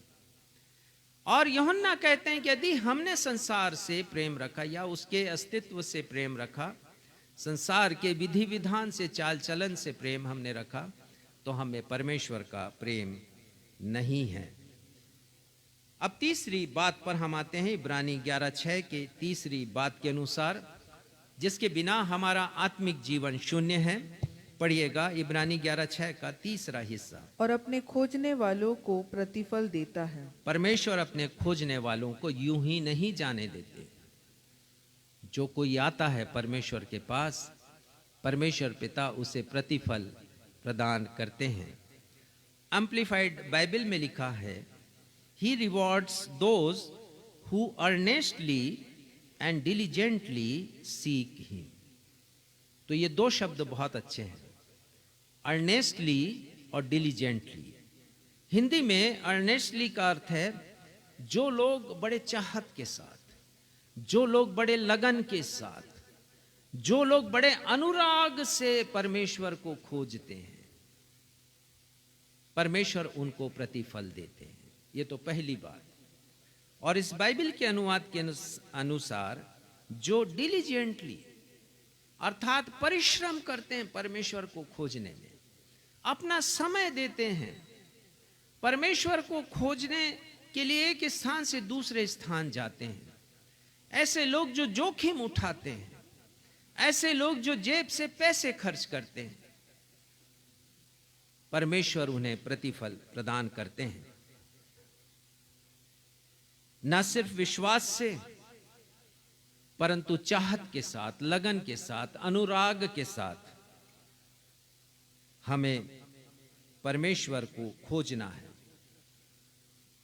परिश्रम के साथ परमेश्वर को खोजना है, जोखिम उठाते हुए परमेश्वर को खोजना है। और बिना इनके परमेश्वर को खोजना, परमेश्वर का ज्ञान प्राप्त करना, खोजना है अर्थात ज्ञान प्राप्त करना, परमेश्वर के अनुभव में आगे बढ़ना नामुमकिन है। और बिना खोजे, बिना ज्ञान प्राप्त किए प्रतिफल पाना भी नामुमकिन है। प्रभु यीशु मसीह ने कहा है, मत्ती 6:33 में, हम सभी को याद है, इसलिए पहले तुम परमेश्वर के राज्य और धर्म की खोज करो तो ये सारी वस्तुएं तुम्हें मिल जाएंगी। ये प्रभु यीशु मसीह का आह्वान है हम सब के लिए, उन हर एक लोगों के लिए जिनका ध्यान संसार पर लगा है, संसार की वस्तुओं पर लगा है, संसार के अस्तित्व पर लगा है। क्योंकि यीशु ने कहा कि अन्य जातियों के समान चिंता नहीं करना, अर्थात अन्य विश्वासियों के अनुसार चिंता नहीं करना, क्या खाएंगे, क्या पिएंगे, क्या पहनेंगे, कहाँ रहेंगे और इसी से संबंधित अन्य चिंताएं। पर पहले तुम परमेश्वर के राज्य और धर्म की खोज करो तो ये सारी वस्तुएं तुम्हें मिल जाएंगी। तो प्राथमिकता है परमेश्वर के अस्तित्व को जानने की और उसके पश्चात खोजने की और प्रतिफल पाने की। ये हमारी जरूरत है आत्मिक जीवन के लिए, अन्यथा आत्मिक जीवन शून्य है। लेकिन हम उल्टा करते हैं। मनुष्य क्या सोचता है कि पहले ये संसार की चीजों को एकत्रित कर लो, खोज लो इन सारी चीजों को, और बाद में समय मिलेगा तो परमेश्वर को हम खोजेंगे। परंतु हम परमेश्वर के वचन के विपरीत काम करते हैं और हमें ऐसा नहीं करना चाहिए, क्योंकि विश्वास के बिना आप किसी भी मनुष्य या किसी भी वस्तु को खोज नहीं सकते हैं। और उसी प्रकार विश्वास के बिना आप परमेश्वर के राज्य को भी कभी खोज नहीं सकेंगे। उदाहरण देना चाहूंगा, दूसरा इतिहास उसके 34वें अध्याय में एक शानदार राजा योशिय्याह का वर्णन है। यदि कोई राजा दाऊद के बाद हुआ है जो परमेश्वर की दृष्टि में अच्छा हो, खरा हो, तो वो योशिय्याह है। और इस राजा के व्यक्तित्व ने मुझे व्यक्तिगत रूप से बड़ा प्रभावित किया है। 34वें अध्याय में उस राजा का वर्णन है और उसका नाम योशिय्याह है। ये तारीफ के काबिल राजा है। ये राजा बहुत कठिन परिस्थितियों में सिंहासन पर बैठा है। उसके पिता की मृत्यु हो गई है और जब मृत्यु हुई है तब आप पढ़िए पद 1 को, आप जानेंगे उसकी आयु क्या थी। जब योशिय्याह राज्य करने लगा तब वह 8 वर्ष का था और यरूशलेम में 31 वर्ष तक राज्य करता 8 साल का हुआ, वो तो बालक है और सिंहासन पर बैठ गया, यहूदा देश के सिंहासन पर। उसके पिता की मृत्यु हो गई है। कठिन परिस्थितियों में ये बालक सिंहासन पर बैठा है। लेकिन जो तारीफ की बात है वो ये है, आप पढ़िएगा, दूसरा पद पहले पढ़ लीजिए फिर मैं बताऊंगा। उसने वह किया जो यहोवा की दृष्टि में ठीक है और जिन मार्गों पर उसका मूल पुरुष दाऊद चलता रहा उन्हीं पर वह भी चला करता था। और ये बड़ा अद्भुत है, 8 वर्ष का बच्चा राजा बन गया है। कठिन परिस्थितियों में राजकाज संभालना उसने प्रारंभ किया और उसकी प्रशंसा की गई। 21 वर्षों तक उसका कार्यकाल रहा कि परमेश्वर के अनुसार उसने काम किया है और अपने पिता मूल पुरुष दाऊद के नक्शे कदम पर वो चला है। क्यों? पद 3 पढ़िएगा तो आपको समझ में आएगा। वह लड़का ही था, अर्थात उसको गद्दी पर बैठे 8 वर्ष पूरे भी ना हुए अर्थात थे। वो 16 वर्ष का था। जब वो 16 वर्ष का था तब उसने क्या किया कि अपने मूल पुरुष दाऊद के परमेश्वर की खोज करने लगा। वो अपने परमेश्वर की खोज करने लगा। That makes difference. 16 वर्ष की आयु में तो बहुत से लोग जो सोचते हैं कि आज हम युवा हैं और उसके बाद जब वृद्ध होंगे तब ढूंढेंगे परमेश्वर को, तो उन्हें पढ़ने की आवश्यकता है इस स्थल को। और वो भी राजा, राजा ढूंढ रहा है परमेश्वर को, उसके पास तो ऐशो आराम की बहुत सी चीजें होंगी, उसने मन नहीं लगाया उस पर,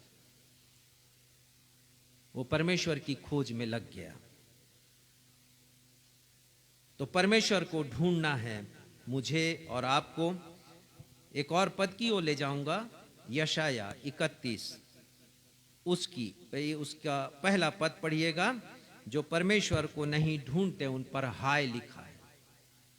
जो परमेश्वर को नहीं ढूंढते हैं, खोजते नहीं हैं, उनके लिए परमेश्वर के वचन में हाय लिखा है। पढ़िएगा। हाय उन पर जो सहायता पाने के लिए मिस्र को जाते हैं और घोड़ों का आसरा करते हैं, जो रथों पर भरोसा रखते क्योंकि वे बहुत हैं, हाँ। और सवारों पर क्योंकि वे अति बलवान हैं। देखिए यहाँ पर लिखा है इस्राएलियों के बारे में और कहा है कि वो मिस्र देश जा रहे हैं। कारण ये है कि वहाँ पर घोड़े बड़े बलिष्ठ हैं, वहाँ के रथ बड़े मजबूत हैं, और वो सोचते हैं कि ये अति बलवान सेना है उनकी, तो हम जाएं उनसे कुछ बातचीत करें और उनकी शक्ति हम ले लें। वो गए हैं वहाँ पर, और मैं आपको बताना चाहता हूं कि जो मिस्र देश है वो गुलामी का प्रतीक है, वो दासत्व का प्रतीक है। और आज भी बहुत से लोग सोचते हैं कि यदि ताकत है तो वो संसार में है। बहुत से लोग ये सोचते हैं कि यदि धन है, संपत्ति है, तो वो संसार में है। यदि पद प्रतिष्ठा है तो वो संसार में, और वो संसार में जाते हैं। और आगे पढ़िएगा क्या लिखा है। पर इज़राइल के पवित्र की ओर दृष्टि नहीं करते। परंतु जाते मिस्र में हैं, परंतु इज़राइल के पवित्र की ओर दृष्टि भी नहीं करते हैं। और ये हाल बहुतों का है, बहुत से लोगों का। तो प्रतिफल कैसे मिलेगा? कैसे परमेश्वर उन्हें प्रतिफल प्रदान करेंगे? और मानिए कि ये प्रतिफल जीते जी आपको नहीं मिलेगा। ये प्रतिफल परमेश्वर का तो मृत्यु के बाद ही मिलने वाला है, क्योंकि वो भी विश्वास की बात है, पुनरुत्थान। तो बहुत से लोग संसार में जा रहे हैं, संसार उनको भव्य दिखाई दे रहा है, संसार उनको आकर्षक दिखाई देता है, संसार चकाचौंध से भरा दिखाई देता है, और वो परमेश्वर की ओर दृष्टि नहीं करते, और उसके आगे और न यहोवा की और खोज न करते यहोवा हैं। की खोज करते हैं।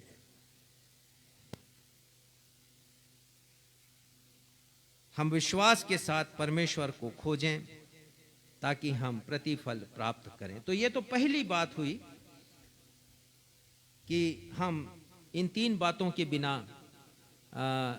हमारा आत्मिक जीवन शून्य है। अब दूसरी बात के ऊपर हम आएंगे, और ऐसे 5 बातें हम देखेंगे, लेकिन चूंकि आज समय कम है तो केवल 2 ही बात के ऊपर हम विचार कर पाएंगे। दूसरी बात के लिए आप निकाल लीजिए यूहन्ना 14 अध्याय, जो सुसमाचार का पाठ आज पढ़ा गया हम सभी के सामने, उसका 6वां पद पढ़िएगा। यीशु ने उससे कहा, मार्ग और सत्य और जीवन मैं ही हूँ, बिना मेरे द्वारा कोई पिता के पास नहीं पहुंच सकता। हाँ, बिना यीशु के कोई भी मनुष्य परमेश्वर पिता के पास पहुंच नहीं सकता। ये यीशु मसीह का दावा है, और दावा यह है, बिना मेरे द्वारा कोई भी व्यक्ति पिता परमेश्वर के पास नहीं पहुंच सकता। प्रभु यीशु मसीह के बिना कोई भी परमेश्वर के पास नहीं पहुंच सकता है। थोड़ा इसका हम अध्ययन करेंगे, और कुछ बातें मैं आपको बताना चाहूंगा। बाइबल कहती है कि प्रत्येक मनुष्य के हृदय में, चाहे वह किसी भी युग में रहा हो, किसी भी जाति का हो, किसी भी देश का निवासी हो, उसके मन में एक उत्कंठा होती है, एक जिज्ञासा होती है, और वो जिज्ञासा है सत्य परमेश्वर को जानने की। और इसके लिए आप निकाल लीजिए रोमियो उसका 1 अध्याय और उसका 19वां पद पढ़िएगा। देखिए कितनी बातें परमेश्वर के मन में लिखी हैं। ये मत सोचिए कि हम मसीहियों के लिए ही ये बातें लिखी गई हैं, बाइबल की बातें, लेकिन सारे संसार के लोगों के लिए ये बातें लिखी गई। 19वां पद पढ़िएगा और मैं समझाऊंगा इसे। इसलिए कि परमेश्वर के विषय का ज्ञान उनके मनों में प्रकट है। किनके मनों में प्रकट है? हर मनुष्य के मन में प्रकट है। जैसा मैंने बताया, हर मनुष्य के हृदय में जन्म के पश्चात एक उत्कंठा होती है ईश्वर को जानने की। Who is God? ईश्वर कौन है, उसके मन में ये उत्कंठा होती। लिखा हर एक के मनों में, अर्थात इन देयर इनर कॉन्शियसनेस, उनके अंतः मन में, उनके विवेक में ये बातें बिल्ट इन हैं। हर मनुष्य के जीवन में बाय डिफॉल्ट है ये, क्योंकि परमेश्वर ने उनके मनों में प्रकट किया है। यही तो लिखा है ना 19वें पद में, उनके मनों में प्रकट है क्योंकि परमेश्वर ने उन पर प्रकट किया है। ये परमेश्वर है जो अपने आप को वो प्रकट करते हैं। आगे हम देखेंगे, पढ़िएगा पद 20। उसके अनदेखे गुण अर्थात उसकी सनातन सामर्थ और परमेश्वरत्व जगत की सृष्टि के समय से उसके कामों के द्वारा देखने में आते हैं। हाँ, परमेश्वर ने अपने आप को प्रकट किया इस संसार के प्रत्येक लोगों पर, चाहे वे किसी भी धर्म, जाति, देश या युग में रहने वाले लोग क्यों ना रहे हों। 3 बातें यहां इस पद में हैं। परमेश्वर के सर्वशक्तिमान होने की सामर्थ, परमेश्वर का परमेश्वरत्व अर्थात परमेश्वर का स्वभाव कि परमेश्वर पवित्र है, परमेश्वर प्रेमी है, दयालु है, क्षमाशील है। हर जाति के लोग इस बात को जानते हैं। क्यों जानते हैं? क्योंकि परमेश्वर ने प्रकट किया है उनके मनों में। और तीसरी बात, परमेश्वर की कार्य सृजन क्षमता कि परमेश्वर ना सिर्फ सर्वशक्तिमान है, ना सिर्फ उसमें परमेश्वरत्व के सारे गुण हैं, परंतु परमेश्वर कार्य क्रियाशील है। उसने सृजन का काम किया है। वो सृजनहार है, पालनहार है, तारणहार है। तो ये जन्म से प्रकट किया है परमेश्वर ने उनके हृदय में। लेकिन ध्यान दीजिए जो मैं आगे कहूंगा कि सत्य परमेश्वर को जानने के प्रयास में या सत्य परमेश्वर की खोज में बहुत से मनुष्य दिशाहीन हो जाते हैं और अपने तरीके से और अपने सोच से अपने अपने ईश्वर गढ़ लेते हैं। दिशाहीन होने के बाद हृदय में तो परमेश्वर ने प्रकट किया है और वो उत्कंठा फिर जागृत होनी चाहिए कि सत्य परमेश्वर को जाने और सत्य परमेश्वर के पास आए, लेकिन लोग दिशाहीन हो जाते हैं। 21वें पद में इसका वर्णन है, पढ़िएगा रोमियो 1:21। इस कारण कि परमेश्वर को जानने पर भी उन्होंने परमेश्वर के योग्य बड़ाई और धन्यवाद न किया। हाँ, यही बात है कि दिशाहीन हो गए। परमेश्वर को जानने के बाद भी और जानने की कोशिश उन्होंने नहीं की है। और 22वें पद में ऐसे लोगों के लिए लिखा है, पढ़िएगा। वे अपने आप को बुद्धिमान जताकर मूर्ख बन गए। हाँ, परमेश्वर की दृष्टि में तो वो मूर्ख हैं, क्योंकि सत्य परमेश्वर को उन्होंने जानने की कोशिश नहीं की। और यहाँ 14:6 में, यूहन्ना 14:6 में प्रभु यीशु मसीह कहते हैं और दावा करते हैं, बल्कि कहना चाहिए मुझे, कि बिना उनके द्वारा कोई पिता परमेश्वर के पास पहुंच नहीं सकता, क्योंकि केवल वे ही मार्ग हैं, वे ही सत्य हैं और वे ही जीवन है। प्रभु यीशु मसीह ही मार्ग है, वे ही सत्य हैं, वे ही जीवन है।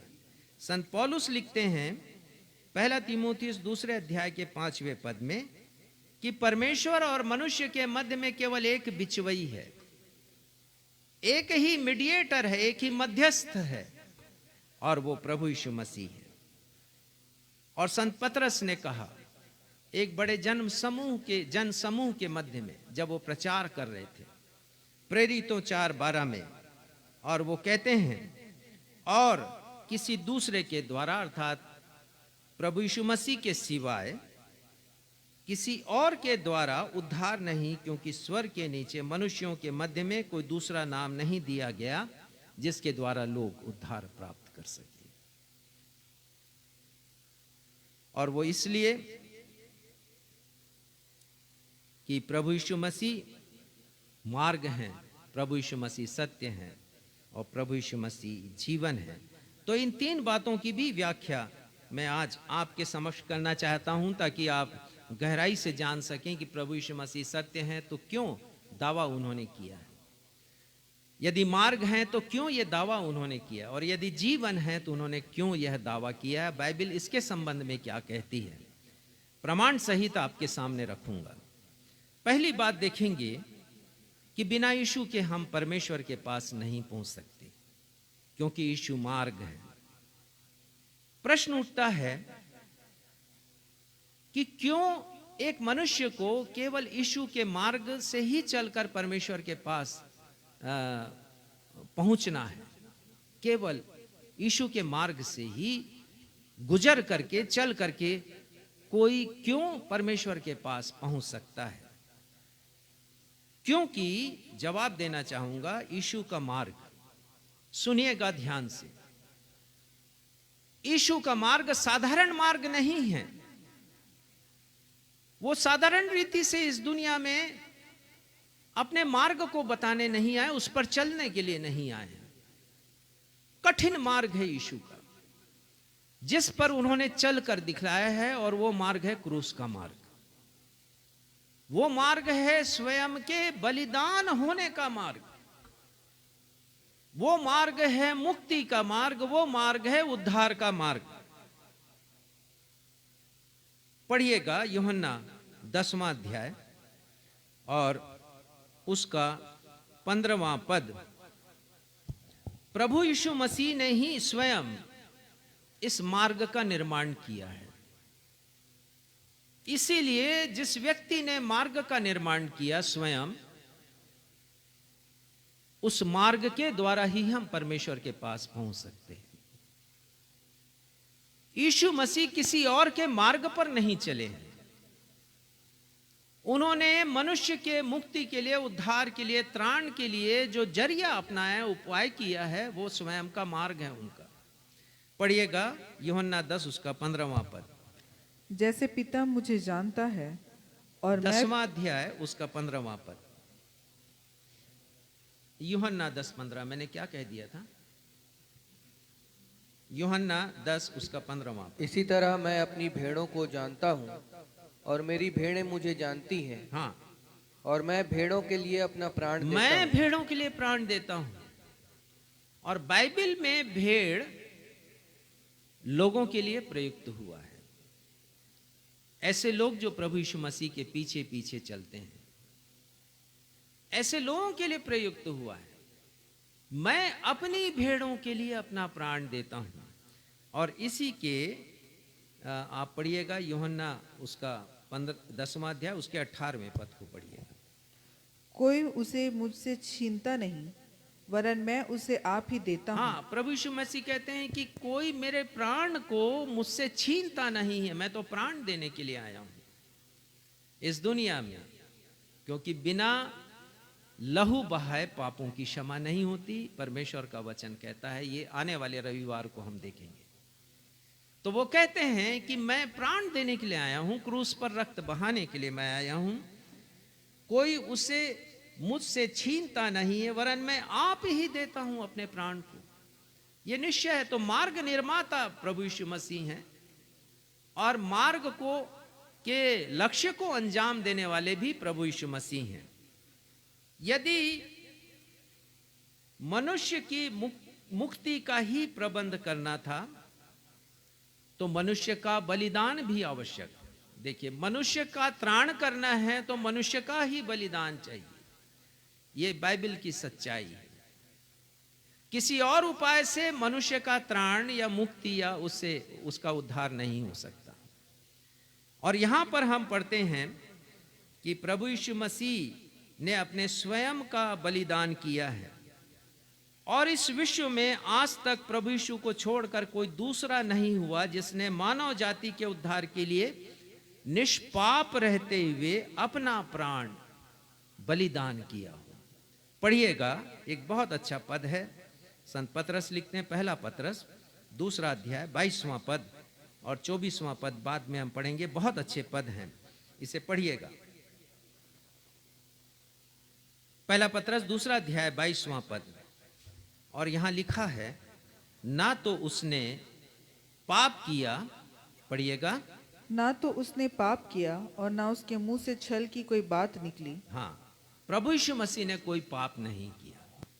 यहां तक कि जो छोटी मोटी बातें होती हैं जो पाप को जन्म देती हैं, छल की बात है, जैसे लिखते हैं कि उन्होंने ऐसा काम भी नहीं किया। अब 24वां पद पढ़िएगा, 24।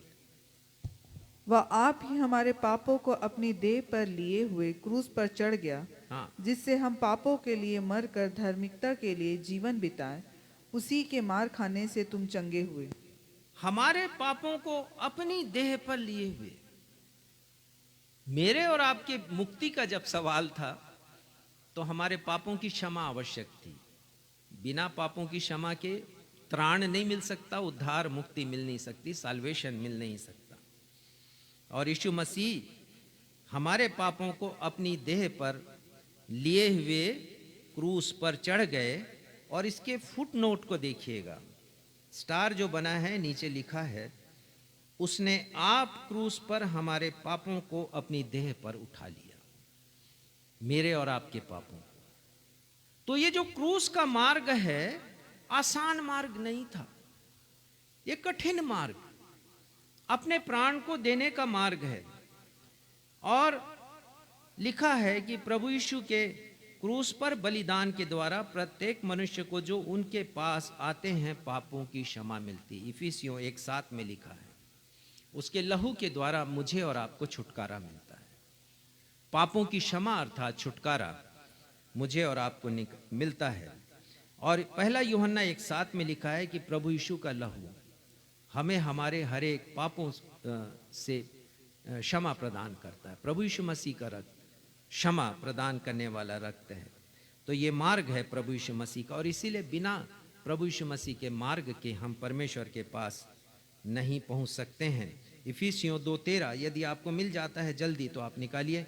इफिसियों उसका 2 अध्याय और 13 पद जो बतलाता है कि प्रभु यीशु मसीह का रक्त ही है जो, और उनका बलिदान है जो हमें परमेश्वर के पास पहुंचाता है। पढ़िएगा, पर अब मसीह यीशु में तुम जो पहले दूर थे मसीह के लहू के द्वारा निकट हो गए हो। तो परमेश्वर के निकट हम पहुंच जाते हैं।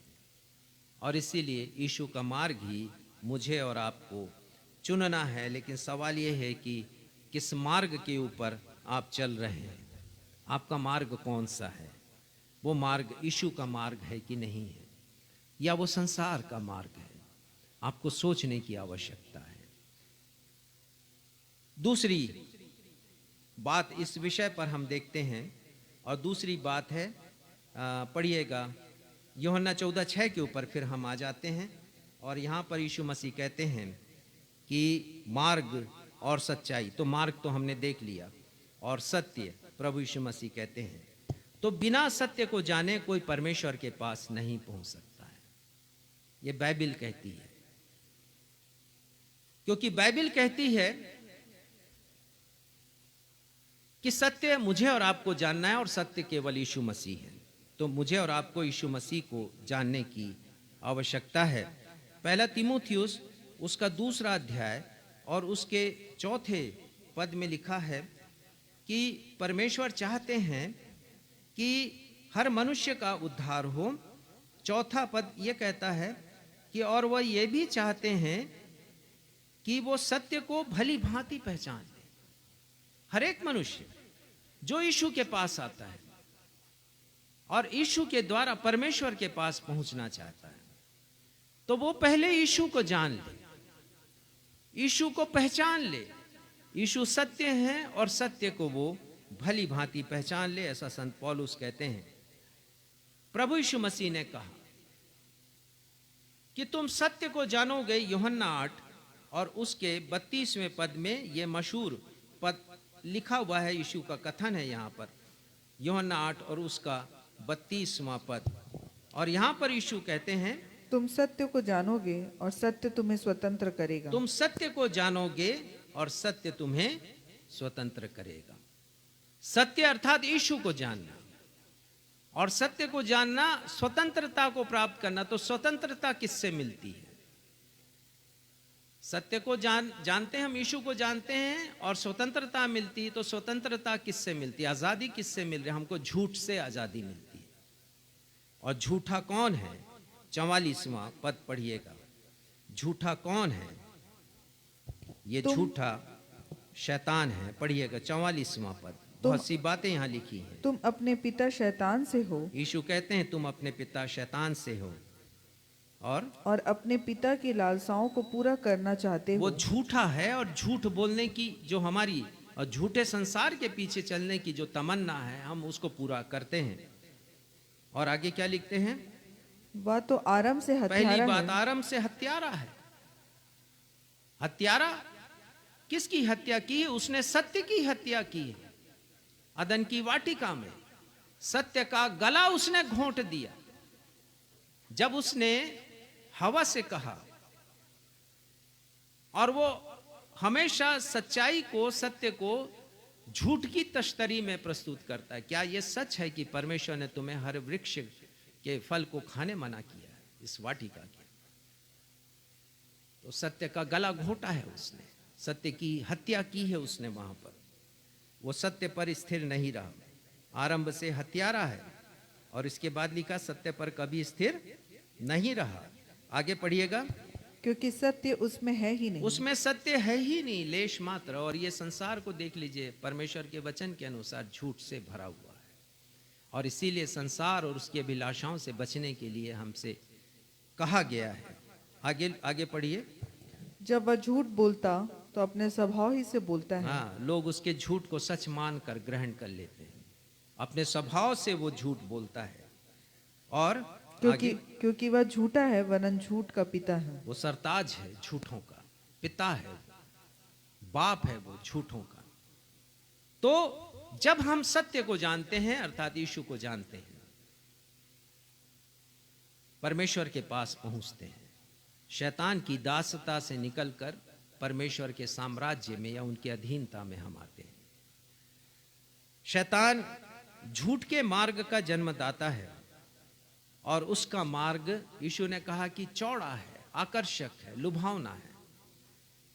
मत्ती 7:13 में, चौड़ा है वह मार्ग, चौड़ा है वो फाटक, बहुतेरे उससे प्रवेश करते हैं। नीति वचन में लिखा है, एक ऐसा मार्ग है जो मनुष्य को अच्छा प्रतीत होता है, दिखाई देता है, लेकिन अंत में मृत्यु मिलती है। और ये ऐसा ही मार्ग है, ये मृत्यु का मार्ग है, ये आकर्षक और लुभावना मार्ग है, लेकिन मृत्यु है वहां पर। परंतु यीशु ने कहा कि मेरा मार्ग तो सकरा है, फाटक भी सकरा है। तो सत्य है प्रभु यीशु मसीह। और पिलातुस की अदालत में, जहां पर यीशु को क्रूस पर मृत्यु दंड की सजा मिलने वाली थी, वहां पर यीशु मसीह क्या कहते हैं? यूहन्ना 18 उसके 37वें पद में लिखा है।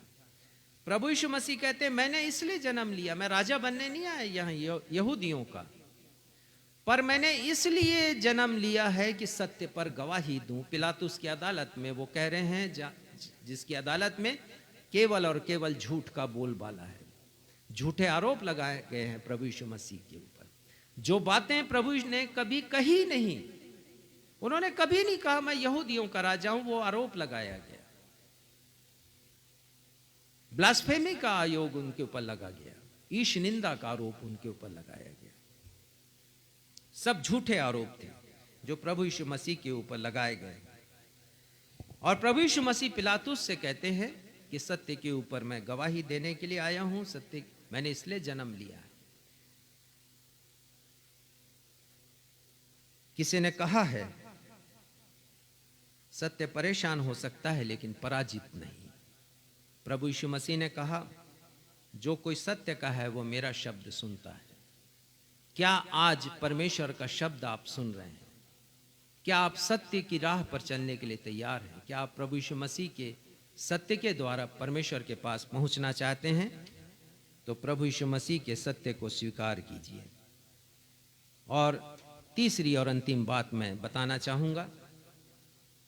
यूहन्ना 14:6 में प्रभु यीशु मसीह कहते हैं कि मार्ग, सत्य और तीसरी बात जीवन मैं ही हूं। और वो जीवन प्रभु यीशु मसीह का जीवन। जब हम प्रभु यीशु मसीह के पास आते हैं तो प्रभु यीशु मसीह का जीवन हम में समाहित होता है, और बिना यीशु के द्वारा दिए गए जीवन के कोई परमेश्वर के पास नहीं पहुंच सकता। यूहन्ना 10:10 में प्रभु यीशु मसीह ने कहा कि मैं इसलिए आया कि जीवन दूं। 10वां पद, यहां प्रभु यीशु मसीह दूसरे हिस्से में कहते हैं, मैं इसलिए आया हूं कि वे जीवन पाएं, मनुष्यों को जीवन देने के लिए आए। और आगे लिखते हैं कि बहुतायत का जीवन पाएं, एबंडेंस लाइफ, हर एक प्रकार की खूबसूरती, दुख में भी, परेशानी में भी, विपत्ति में भी, गरीबी में भी और भूख में भी, ऐसा जीवन जो प्रभु यीशु मसीह देते हैं, बहुतायत का जीवन। क्योंकि यह जीवन प्रभु यीशु मसीह ही दे सकते हैं। सामरी स्त्री से उन्होंने कहा कि मैं जीवन का जल हूं, जीवन का जल मैं तुझे दूंगा और तेरे हृदय से उमड़ता हुआ वो सोता बन जाएगा। जीवन का जल है प्रभु यीशु मसीह। और उन्होंने कहा जीवन की रोटी मैं हूं। यूहन्ना 6:35 में आप लिख लीजिए, यीशु ने कहा जीवन का जल। यूहन्ना 4:10। तो जल और रोटी मनुष्य के लिए कितनी आवश्यक है, और वही आवश्यकता आत्मिक जीवन के लिए हमारी यीशु की होना चाहिए। बिना यीशु के जीवन के हम परमेश्वर के पास नहीं पहुंच सकते हैं। लेकिन अफसोस की बात है, एक पद पढ़िएगा, समाप्त करूंगा मैं। यूहन्ना 5:40,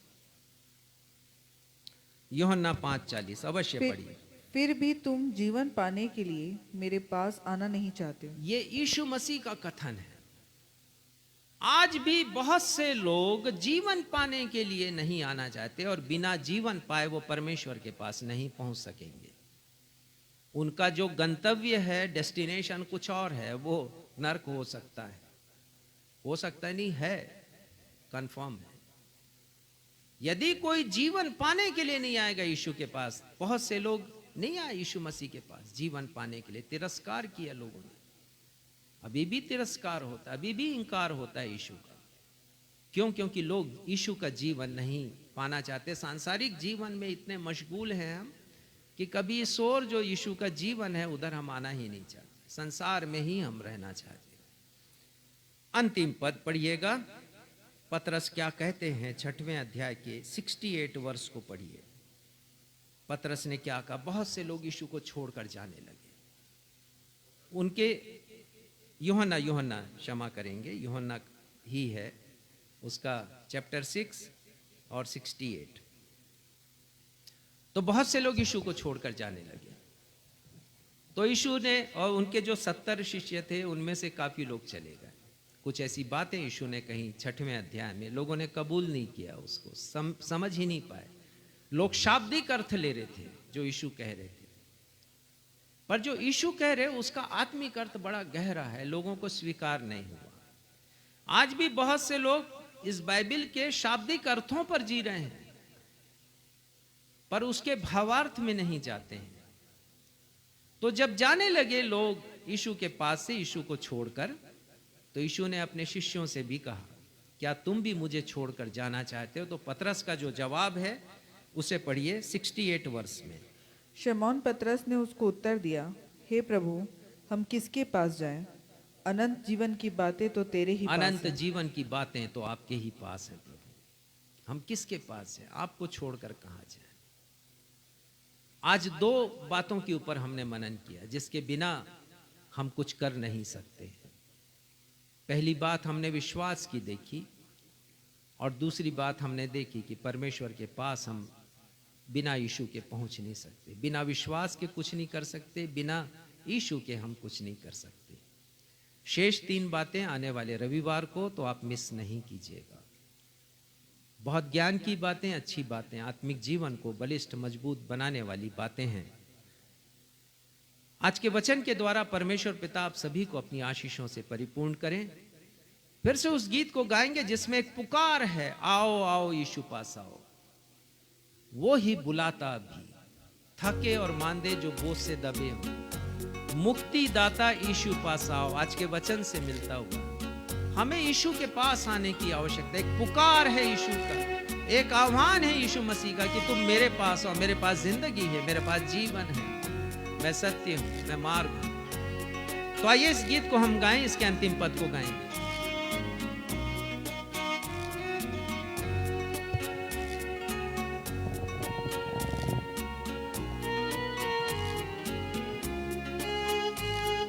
यीशु मसीह के नाम के सिवाय मुक्ति मिलती नहीं, सच है। यीशु मसीह के नाम के सिवाय मुक्ति मिलती नहीं। यीशु मसीह के नाम के सिवाय मुक्ति मिलती नहीं। उसमें ही है पाप की रिहाई, वही देता है मुक्ति भाई। उसमें ही है पाप की रिहाई, वो ही देता है मुक्ति भाई। आओ आओ यीशु पास आओ, वो ही बुलाता भी। आओ आओ यीशु पास आओ, वो ही बुलाता भी। हे हमारे पिता, हम धन्यवाद देते हैं आज के वचन के प्रकाशन के लिए। अद्भुत तरीके से आपने अपने पवित्र आत्मा के द्वारा हमारी सहायता की और 2 पदों के द्वारा हमारी आंखों को खोला है, जिनके बिना हम अपने आत्मिक जीवन में कुछ भी नहीं कर सकते। बिना विश्वास के हम कुछ नहीं कर सकते और बिना यीशु मसीह के हम कुछ नहीं कर सकते। यहाँ तक हम आपके पास भी नहीं पहुँच सकते हैं। हमारी प्रार्थना है पिता कि आज का अध्ययन हमारे जहन में बसने पाए, हमारे हृदय में, और हम माने पिता कि इन बातों का अभाव हमारे आत्मिक जीवन में ना हो, अर्थात विश्वास का कभी अभाव ना हो। विश्वास की सीढ़ियां हम चढ़ते रहें और प्रभु यीशु मसीह का मार्ग, सत्य और जीवन हमारे जीवन में दिखाई दे, ताकि परमेश्वर के पास हम पहुंच सकें। पिता, आने वाले रविवार के लिए फिर हमारी सहायता करें कि शेष 3 बातों को देख सकें और जान सकें कि हमारा आत्मिक जीवन समृद्ध हो, ऐसा ना हो कि वो शून्यता की तरफ पहुंचे। धन्यवाद देते हुए हम प्रार्थना करते हैं अपने हर एक दर्शकों के लिए, जिन्होंने बड़ी तन्मयता के साथ आज के वचन को सुना। उनके जीवन के ऊपर आपकी आशीष का हाथ हो, उनके परिवार के ऊपर जितने लोगों ने सुना है पिता, जीवन में परिवर्तन हो, जीवन में उन्नति हो, आत्मिक जीवन में विकास हो। ये आप चाहते हैं। आप चाहते हैं कि हम आपको प्रसन्न करें। होने दीजिए पिता, कोई ऐसा काम ना हो जिससे आप अप्रसन्न हो। धन्यवाद देते हुए अपनी इस प्रार्थना को आपके बेटे, हमारे मुक्तिदाता प्रभु यीशु के नाम से मांगते हैं, सुनिए और ग्रहण कीजिए। कलीसिया कहे आमीन। आशीष ग्रहण करेंगे। अब हमारे अद्वैत पिता परमेश्वर का प्रेम, हमारे उद्धारकर्ता प्रभु यीशु मसीह का अनुग्रह और शांतिदायक पवित्र आत्मा की सहभागिता हमें से हर एक के साथ अब से लेकर हमारे उद्धारकर्ता प्रभु यीशु मसीह के दूसरे आगमन तक या हमारी अंतिम सांस तक हमेशा होती रहे। हम सब कहें आमीन। जय मसीह की।